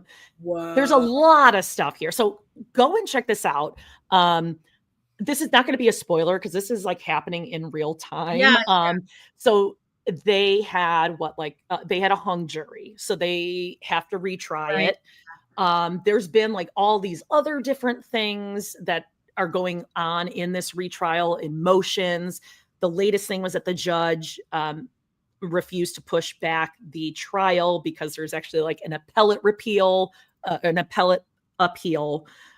So the trial starting April 1st, the retrial, the first one was a hung jury. And then this one's going to be April 1st. So watch this stuff everywhere. Highly suggest go and watch that 5-part. And I do think they do, although it is following her, feels almost exactly like The Staircase. Like it has that same feel. Yeah. Where it is her crew. They're like going into her house. She's giving you like, seemingly all access. But there's a new judge in this retrial than the last one. I know there was a lot of issues with it. So check this out. It's really, really good. And I do think they do a good job of kind of like showing both sides or at least showing the evidence that both sides believe to be true. Oh, according to my algorithm, I assume that most people were on her side, and we're like, I'm mostly seeing people being like, why are they putting this woman through this again? Yeah. Oh, someone saying no new judge. Oh, interesting. Ugh. Well, then that would not be good. I didn't really enjoy that. Is she saying no new judge or no new judge? Oh, I don't know. Oh my gosh. Look at what else is going down. Molly says, and April 1st is the start for the Lori Vallow Daybell second trial in Arizona. Oh, it's gonna be some court TV all access. Oh, I'm so excited. It's the same judge. Shit. Okay. Oh, it is the same judge. Okay. Yeah. The judge did not like the defense. Big true crime month. We should do another true crime. And they just found Jack the Ripper a couple of months ago also. Oh, yeah. Oh, yes. The new prosecutor I did see, but the last prosecutor, boring. But this new prosecutor too. I'm like, they gotta have more prosecutors in Boston because this guy's like, Judge, I would like to express my emotion. Like he's like very dorky. And I'm sorry. Even a juror who's sitting there has to be like, oh, this guy sucks. They're not $1 million defense attorneys. So I feel bad for them that's what the prosecutor's, office has to do, but oh well. All okay. Right. I've been reinvigorated. Thank God. Because it's time for Brown Town. Everything's waiting for Pooh. All right. Tis time. I will be needing to check on the status of your birthday present in a moment. But let me, go back up here because I think I had a couple things where I'm like, Amanda, don't go looking.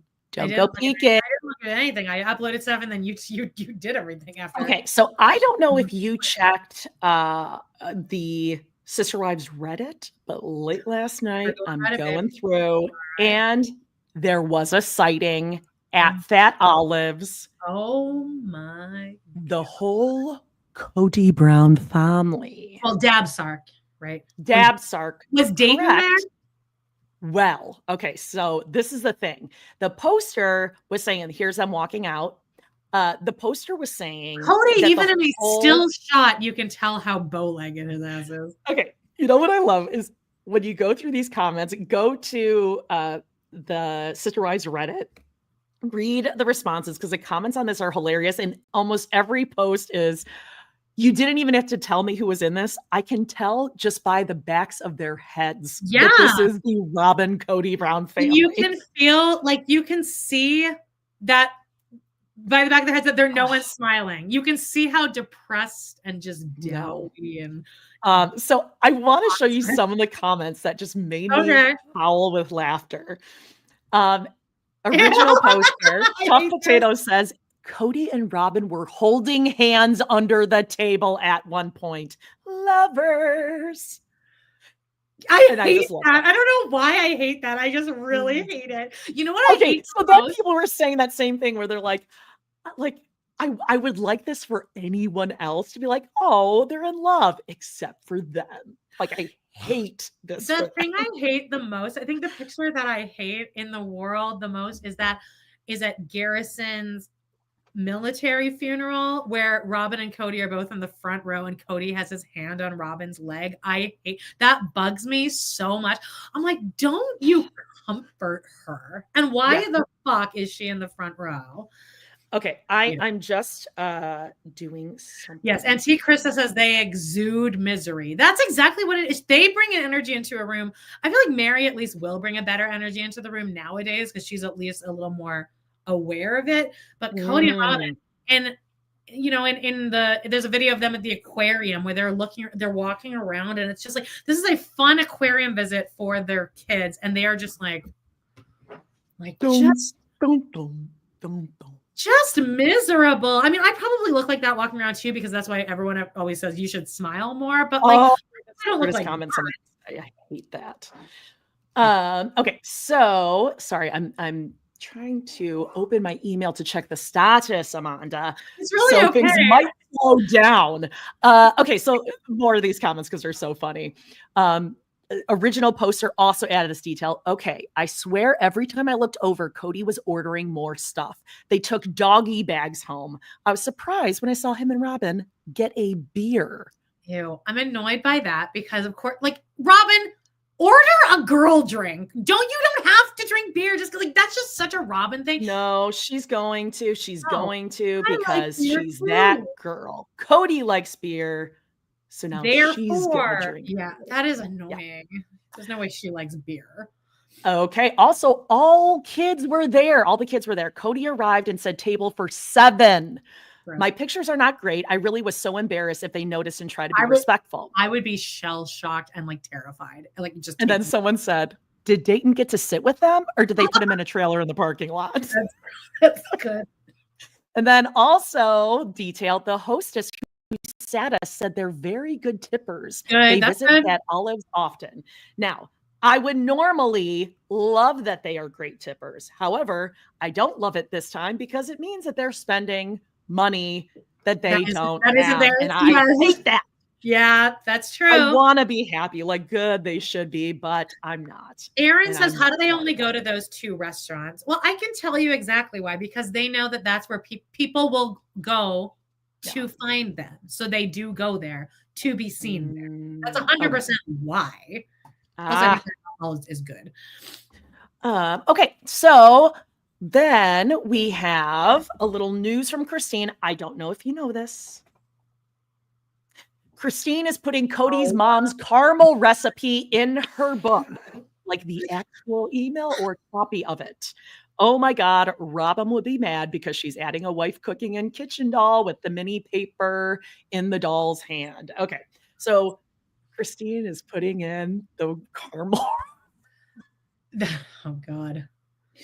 That I love it because you know that has to fucking kill Cody. No, see, this is giving me good high hopes for the book in that I hope like that indicates that there's at least a chapter that doesn't have David in it. And it would indicate that she's going to go petty. She's going to go weird. She's going to go petty. She's going to go weird. Okay. Checking this. All right. Also, someone on Reddit found, I don't know if this is from like Pinterest or. Yeah, 2 pins it says. Oh, okay. No, I mean anything. This is Christine's guilty pleasures pins on her Pinterest. Wow. And it is like Warcraft or War of. Yeah, what is this? An orc? They have like those names, right?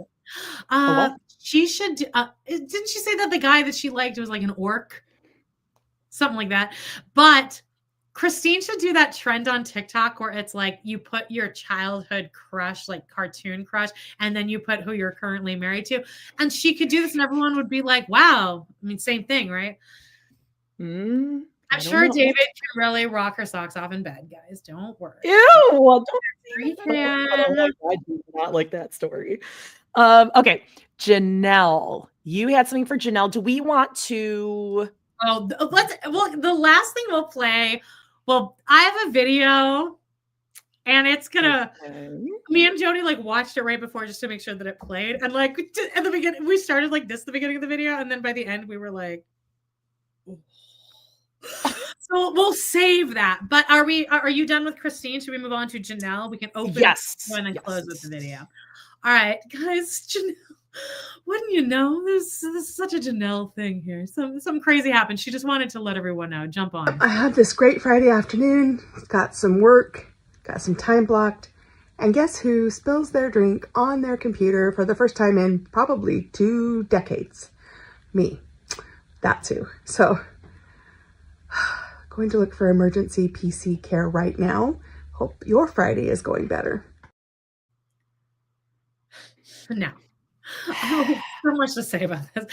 I just love that she was like, I need to tell everyone. Also, she just throws on not a lick of makeup. She still looks great. She really does. She still looks very great. Having no makeup on, she looks so clear. Janelle. She's gorgeous. Okay, if I spilled water on my computer right now, like I feel like I would just. I think I think you wipe it off and you're fine. Dry it. To me, this means that she spilled something and then didn't realize it and then walked around for a bit and then came back to it short circuiting and shit. Like tabs are like smoking. Yeah. Everything's just like making that popping noise and everything. So it's a PC computer though. So sorry, Janelle. She's got folders and documents just everywhere on her desktop. You know, Maddie was like, Mom. Oh, I don't know what happened. I'm trying to get your birthday thing. Okay, I'm sorry. I just can't multitask, babe. What's this? Oh, this is the orcs. Okay, what's this? Okay, Janelle's reading a new book. It is a slow week in Sister Wives news until the last video I play. I promise will be worth it. But Janelle says, my next book to read this year. I followed his IG account for a while. I was excited to order this book, and it's called The Next Conversation, Argue Less, Talk More by Jefferson Fisher. Janelle seems to actually be doing the work that Meri and Christine present to the world that they're doing, except they're not. Christine just got married immediately, and Meri is charging people money to talk about her life, and then she refuses to actually like say anything. So you're saying she's worthying up? She's worthying laterally. Okay. Janelle also posted a picture of her dog. Can't see the dog in the picture in any way. Brynn is definitely living the princess life. I don't think she intends to lay her head on the pillow. I just think she finds it comfortable. Again, and those pillowcases in this picture, not matching of each other, from 1986.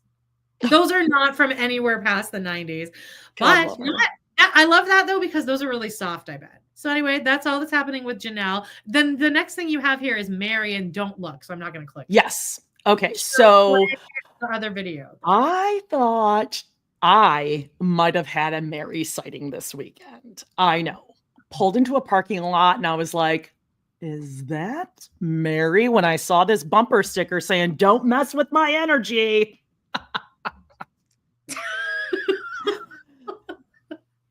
I'm just kidding.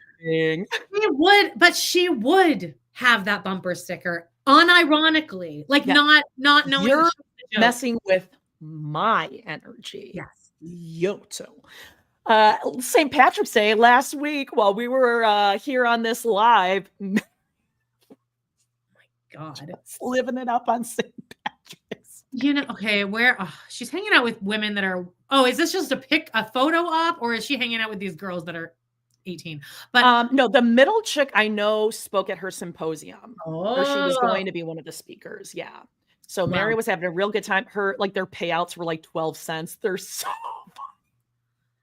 Jesus Christ. Okay, well, Meri's hair there looks like she should have butterfly clips all through it. Like doesn't the bottom of her hair, like the way it flips out, is very 90s. Yeah. Like there should be like the big butterfly clips you put all in her hair. Oh yeah, little cornrow butterfly clip. She's out there worthying up. I'm glad she's out. I feel like there's something going on with Jen. By the way, speaking of Meri, that thing that live that they did last week, I am sensing, and you guys all know which one I'm talking about because people have reposted this little section of it where she's yelling at us like, I don't know anything about Robin's dolls. And if you watch Jen during that whole thing, Jen seems like she's like about on her last breath with her friendship with Meri. Like she keeps Meri's like trying to get out words and Jen is like finishing for her. And Jen is like clearly not really listening to Meri. I think Jen is like, I can't even imagine. They've been friends for like over 10 years. Can you imagine? I would really need a break. I need to move away from Para1. Yeah. Oh, yeah, for sure. Okay. So talk about this. So did she just post it? First of all, who is that? I don't know. I think fake eyelash. The person has fake eyelashes on though, but it is a picture of Meri. I love whenever I pull something. Her eyes are chilling. Whenever I pull something from one of their accounts, though, it always says Danielle Silkwood Realtor because she's a friend of ours. It always says that she liked it. But okay, so I'm going to read the post here. If you could just take this down. Yes. Ooh, she says, okay. So it just says silence. Then, sorry. Oh, no, go for it. Growing up in a plural family in Utah in the 1970s with a dad on the police force, he needs to provide for his family. Must be silent. The big brown truck, aka UPS, comes with a box from grandma. Again, my grandma. I just noticed. And in all my excitement, I can't go to the door in fear of the lady across the street who will once again call in to report us for not being in school. Sounds like a good neighbor. Sounds like a good Samaritan. Yeah. When my mom, I'm impressed by my mom, an educator, was teaching us at home, must hide. Again, Meri, already the tone of this is that she wants all of us to be like, this is fucked up. You went through that. Everything is 2 words. Worthy up. Must hide. Stay silent. Playing hide and seek at a church youth event and hearing the conversations that everyone has been found as they go on to the next event, then crawling out of my hiding place, getting into my car and driving away, never to go to a youth event again. Unseen. Okay, hold on. Okay. Wait, take that in again. I'm reading this and I was like, oh, okay, playing hide and seek. One would be picturing a child. And then she says, everyone playing hide and seek. And then getting in my car and driving away. So they were grown, somewhat adults, teenagers, playing hide and seek. And then they didn't know she was there. Didn't know she was hiding.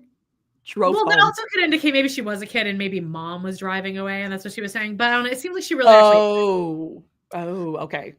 I honestly didn't read this post, so I'm going in blind. So I'm actually really fascinated and interested to see where this goes here. Like what she's trying to say, because this seems pretty profound. Yeah. Having emotions as a young wife and mom, being told time and again I was wrong for feeling what I was feeling. You also seem like a total bitch, though. Yes. For some of it. Yeah, maybe that's why they weren't looking for you in hide and seek, because you're a bitch. Yeah.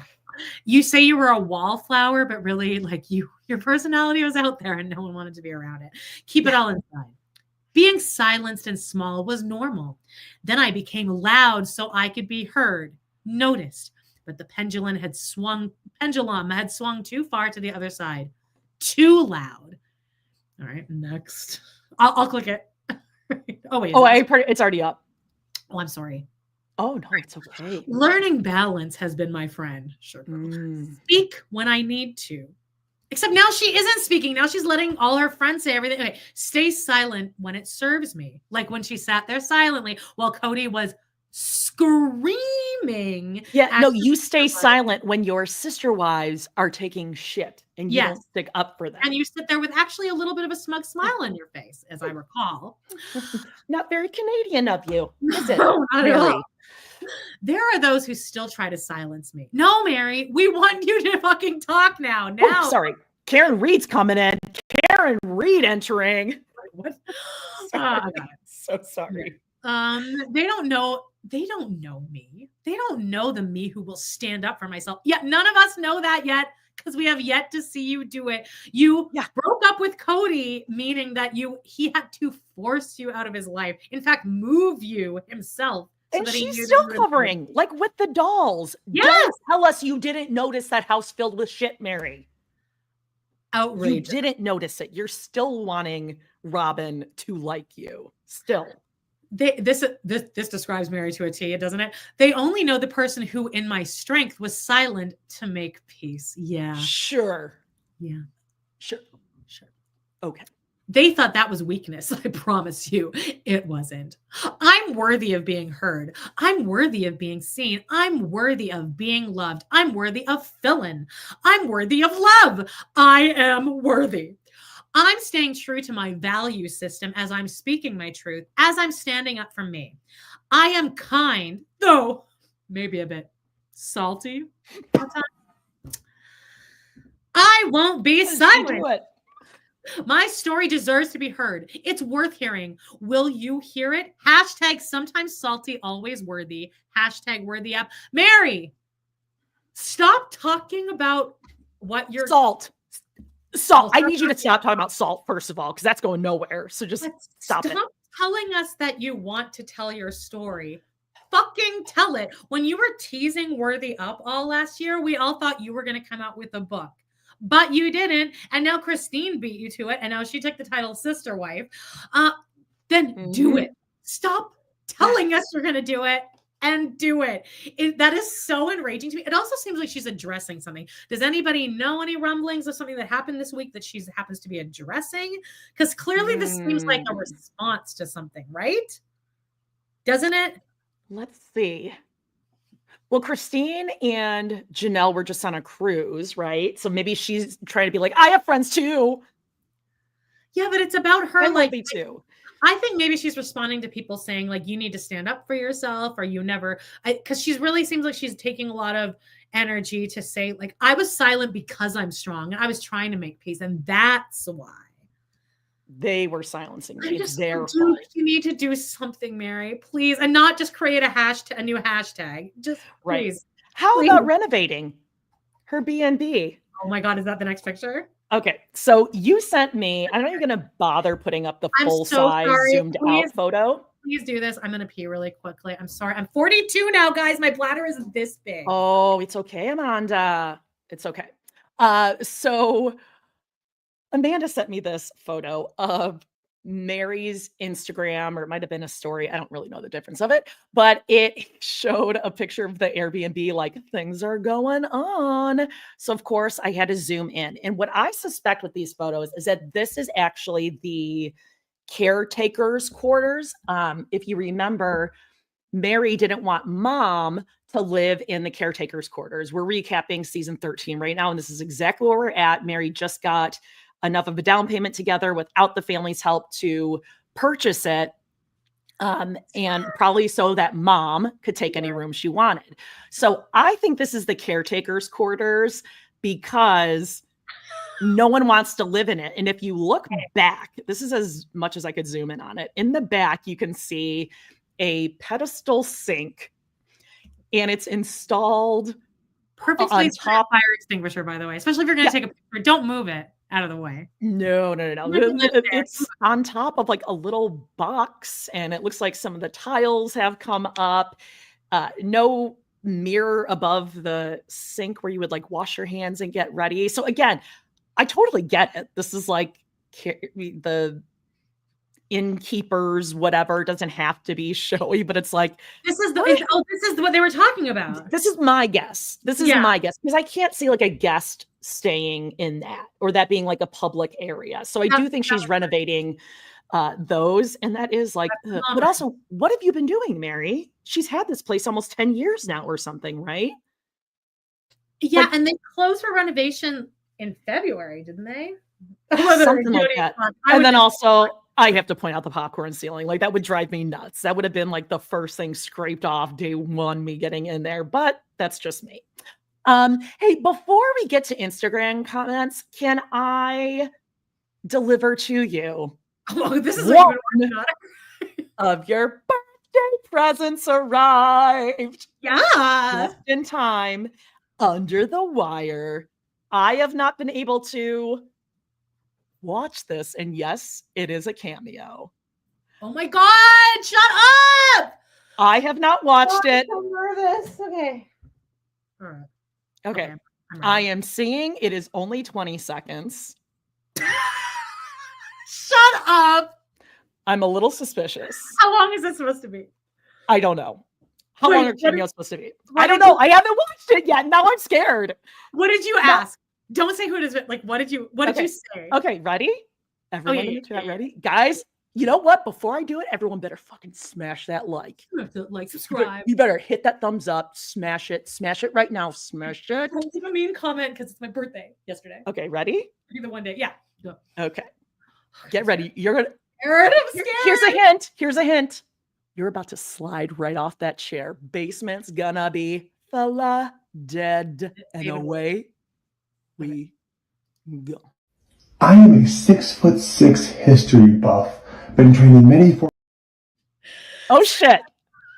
Why is that not it? Hold on. This is not it. Amanda, you play that. Cameo. Amanda. No, I do have a cameo for you. I do. It didn't upload, babe. What a mean Here it is. joke. Okay. No. Hold on. Perfect. All right. I can see it. It's right here. You ready? That was actually just a video that Paedon posted, by the way, guys. What is that, by the way? What? Yeah, let me play it. Play that. I am a 6'6" history buff. Been training many forms of combat, including hand-to-hand, and I can palm a basketball. I will put you on my shoulders, as I call you queen, defend you from the evil hordes with my hammers of God. I am a 6 foot. I mean, I really hate it. I hate it. Did you know? It's supposed to make us horny, but it like didn't at all. Like, I feel like I should be like, oh, you can palm a basketball. Like, that's like so, oh, and you're so powerful. He's basically saying everything that we like big dick, making us feel really tiny and small. I can throw you up over my shoulder. But I hated that. It was the most repellent shit. Now, why is that a thing? What does that mean? Palm a basketball? Well, you can hold a basketball like this. Like, your hand is so big, indicating big dick. He probably does. That's supposed to like. Well, that's the point of that. Also, in the beginning of it, he's like holding his hand over it, like where his dick should be. No, he's not. Yeah, go. Okay, let me play it again. Amanda, this is from Jody. And Jody is telling me that I can tell some very adult jokes. And you know what? I can't. I can't tell most of my adult jokes. Because even though you, Amanda, and probably Jody, have a great sense of humor, this is a video. This can go everywhere. So if I tell some really funny jokes, because like I can play the game of like, no, I'm not racist or sexist. I love everybody equally. I don't. Obviously, I love some people more than others. I'm a very loving human being. I tend to try to be kind and good. And jokes are funny. Jokes are hilarious. But there's some that I can't tell being a white. Like you see, I am like, I am so white, I'm pink. It's hilarious. It's wonderful. And I'm also very, very male. I can't tell most adult jokes because most of the good adult jokes involve heavy racism or heavy sexism. I can't tell any of those. I can tell a couple really good jokes. My favorite being, but I already have a video about it. My favorite being, so you want to divorce Minnie because she's extremely silly? No, I I said she's fucking goofy. That's hilarious. That's an amazing, wonderful joke. But I can't go deeper than that because I might get in so much trouble. So this is, again, Amanda, I wish you the absolute best, happiest birthday. And I'm sorry, I can't tell you the jokes that Jody wants me to tell because unfortunately, this is video evidence, and if I say something that I shouldn't say, I might get in a lot of trouble in many different places. Don't mind the mirror. It's okay. Most of the world is dirty anyway. Please have an absolutely amazing birthday, and God bless. Jody, what? Okay. What? Amanda? Okay, you didn't know? No, Amanda, not now, not then, not now, not ever. You didn't know what that was. I'm telling you, I don't know what to. It was delivered. Okay. Literally, you heard when it was delivered. I did not have a chance to preview it. What do I do?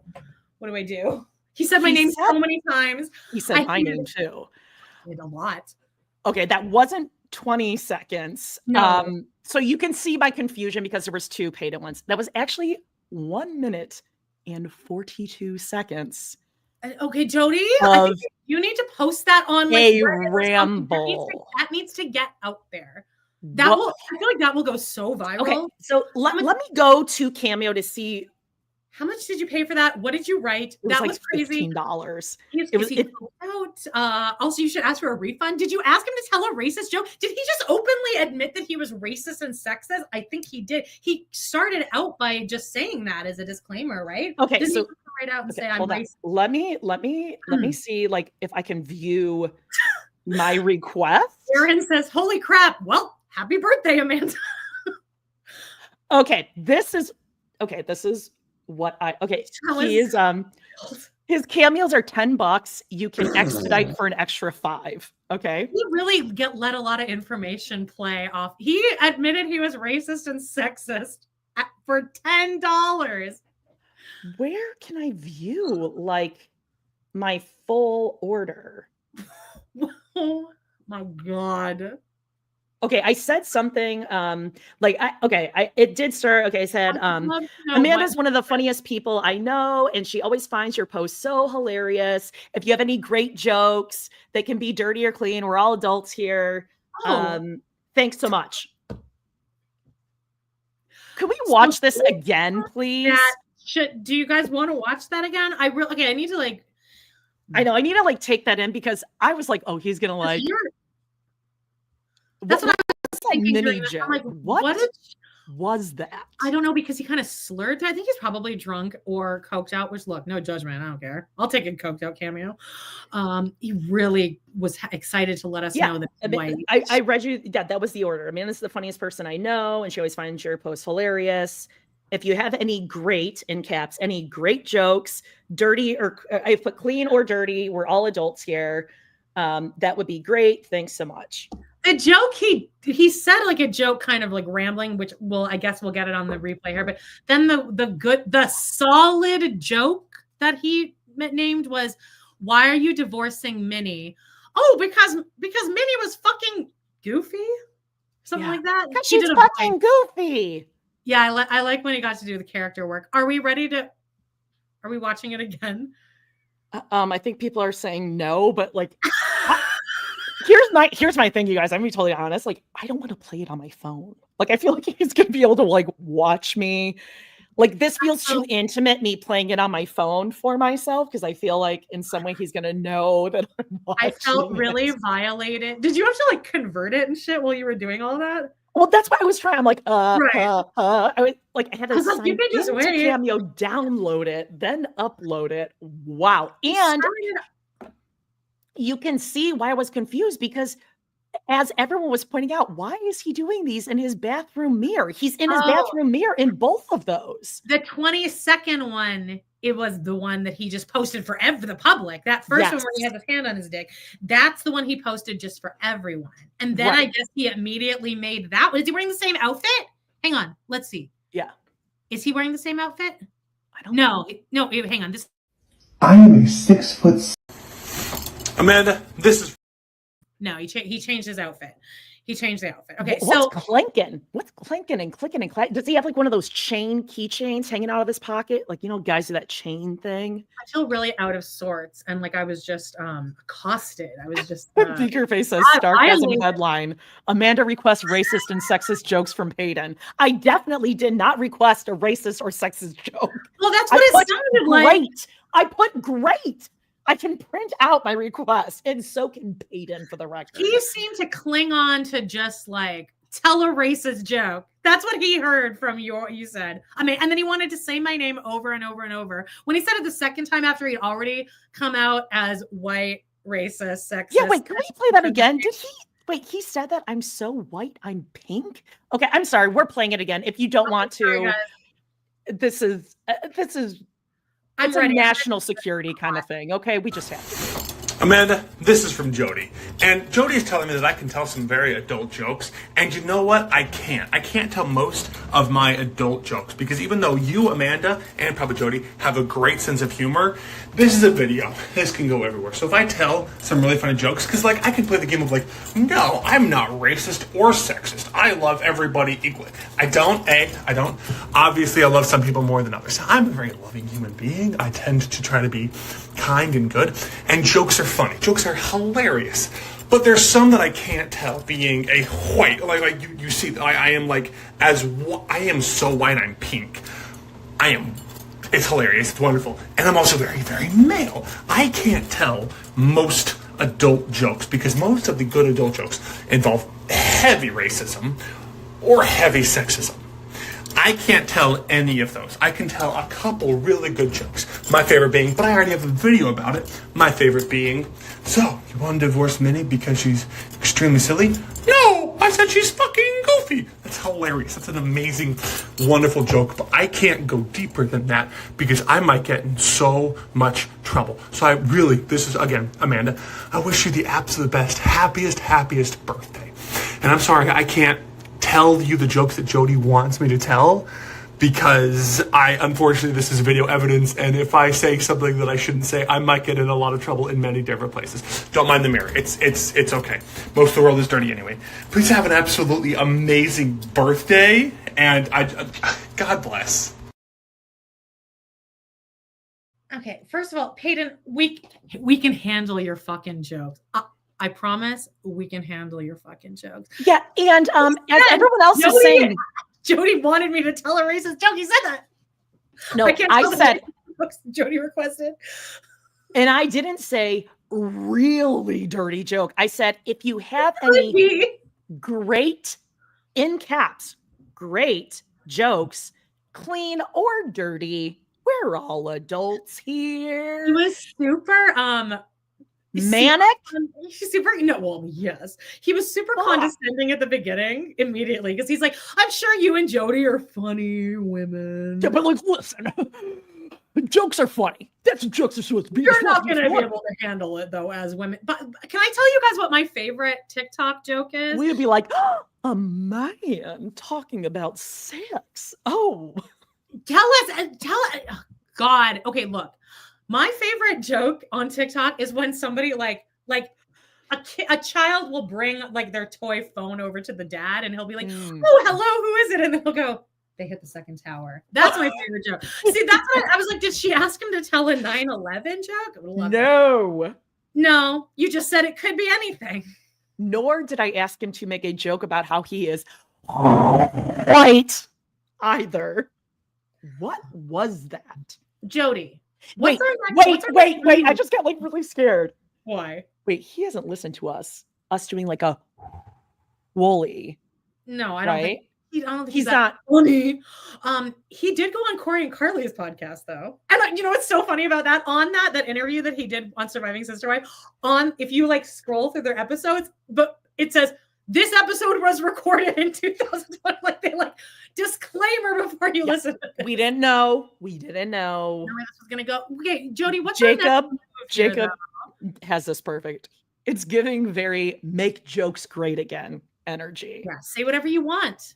He is his father's son. I mean, there's no mistaking I really think that needs to go viral. I feel, honestly, I do think that Kate, you know what? Katie Joy is probably going to steal that from us right now and then promote this as her own. So maybe we should try to monetize it. Because how do we do that, guys? Tag us. Here, I want to make money off of this. And I feel like that will be news, right? That was crazy. That was crazy. No, I don't know. Well, thanks, Paedon, if you're listening. Thanks, Paedon. That was a really funny joke. That was a great. The one you told. Great joke. 5 minutes was great. So funny. It was you made jokes great again, which is what I asked. And also, he said, I already have a video of me telling this joke. Sorry. Any other joke? Wow. No, it's just because, like he said, we can't explain. Like he can't explain it to us. We're women. He really did say that, though, several times. His best jokes are, quote, deeply racist and deeply sexist. Those are the best jokes. He said, some people say I'm not sexist. Well, I am.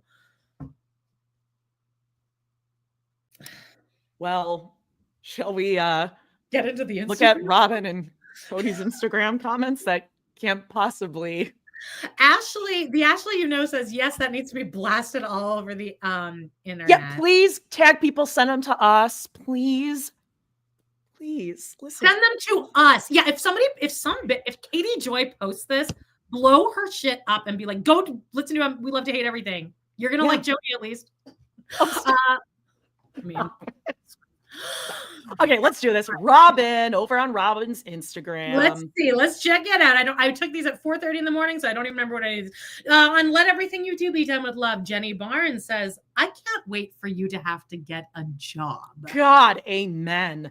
Rosemary says, you're going to get what's coming to you soon. Sooner than later. Hope you have your taxes done. Hey, Rosemary, I don't think they do.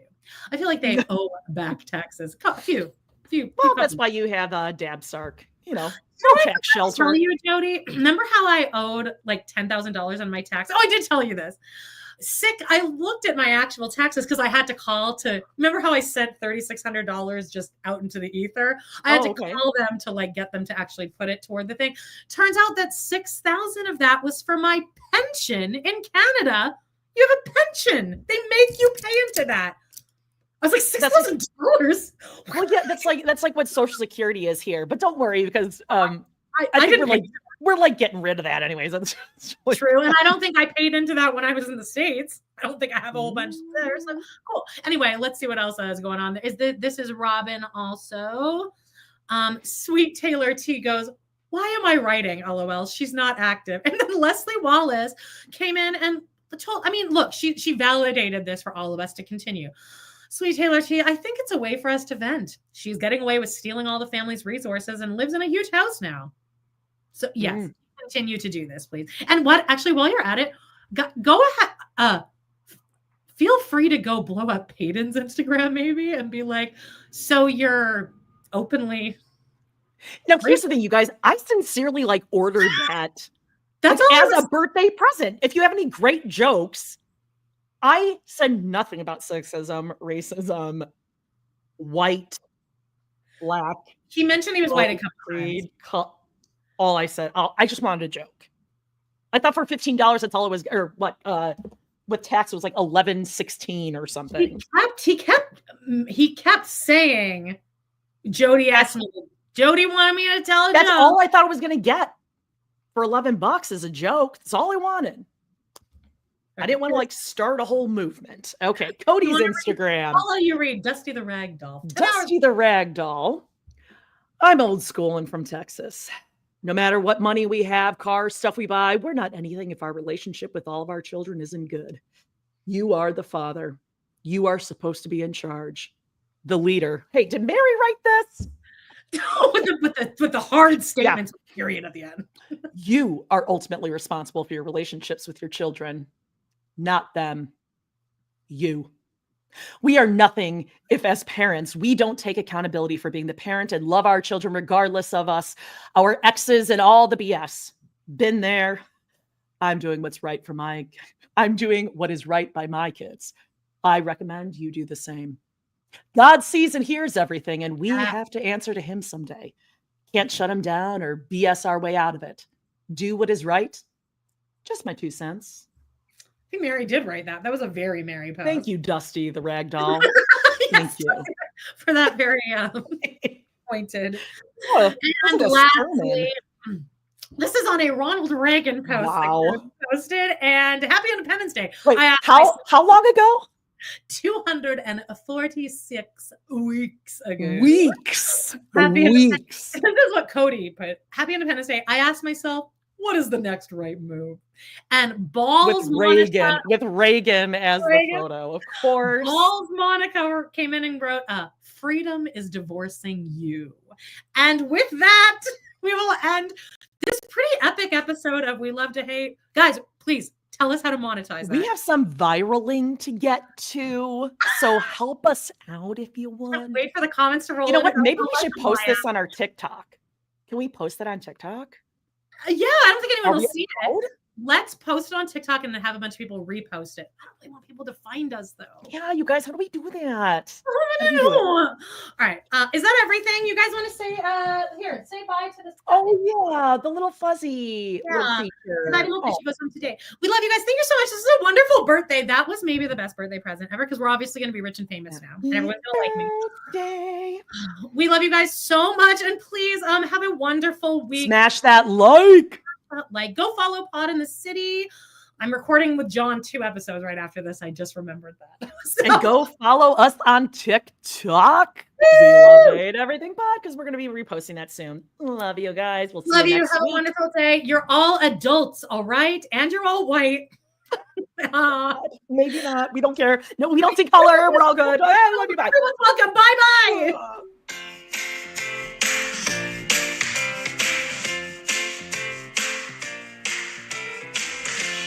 Well, guys, it's been a blast. Thank you so much for joining us today on our We Love to Hate Everything channel.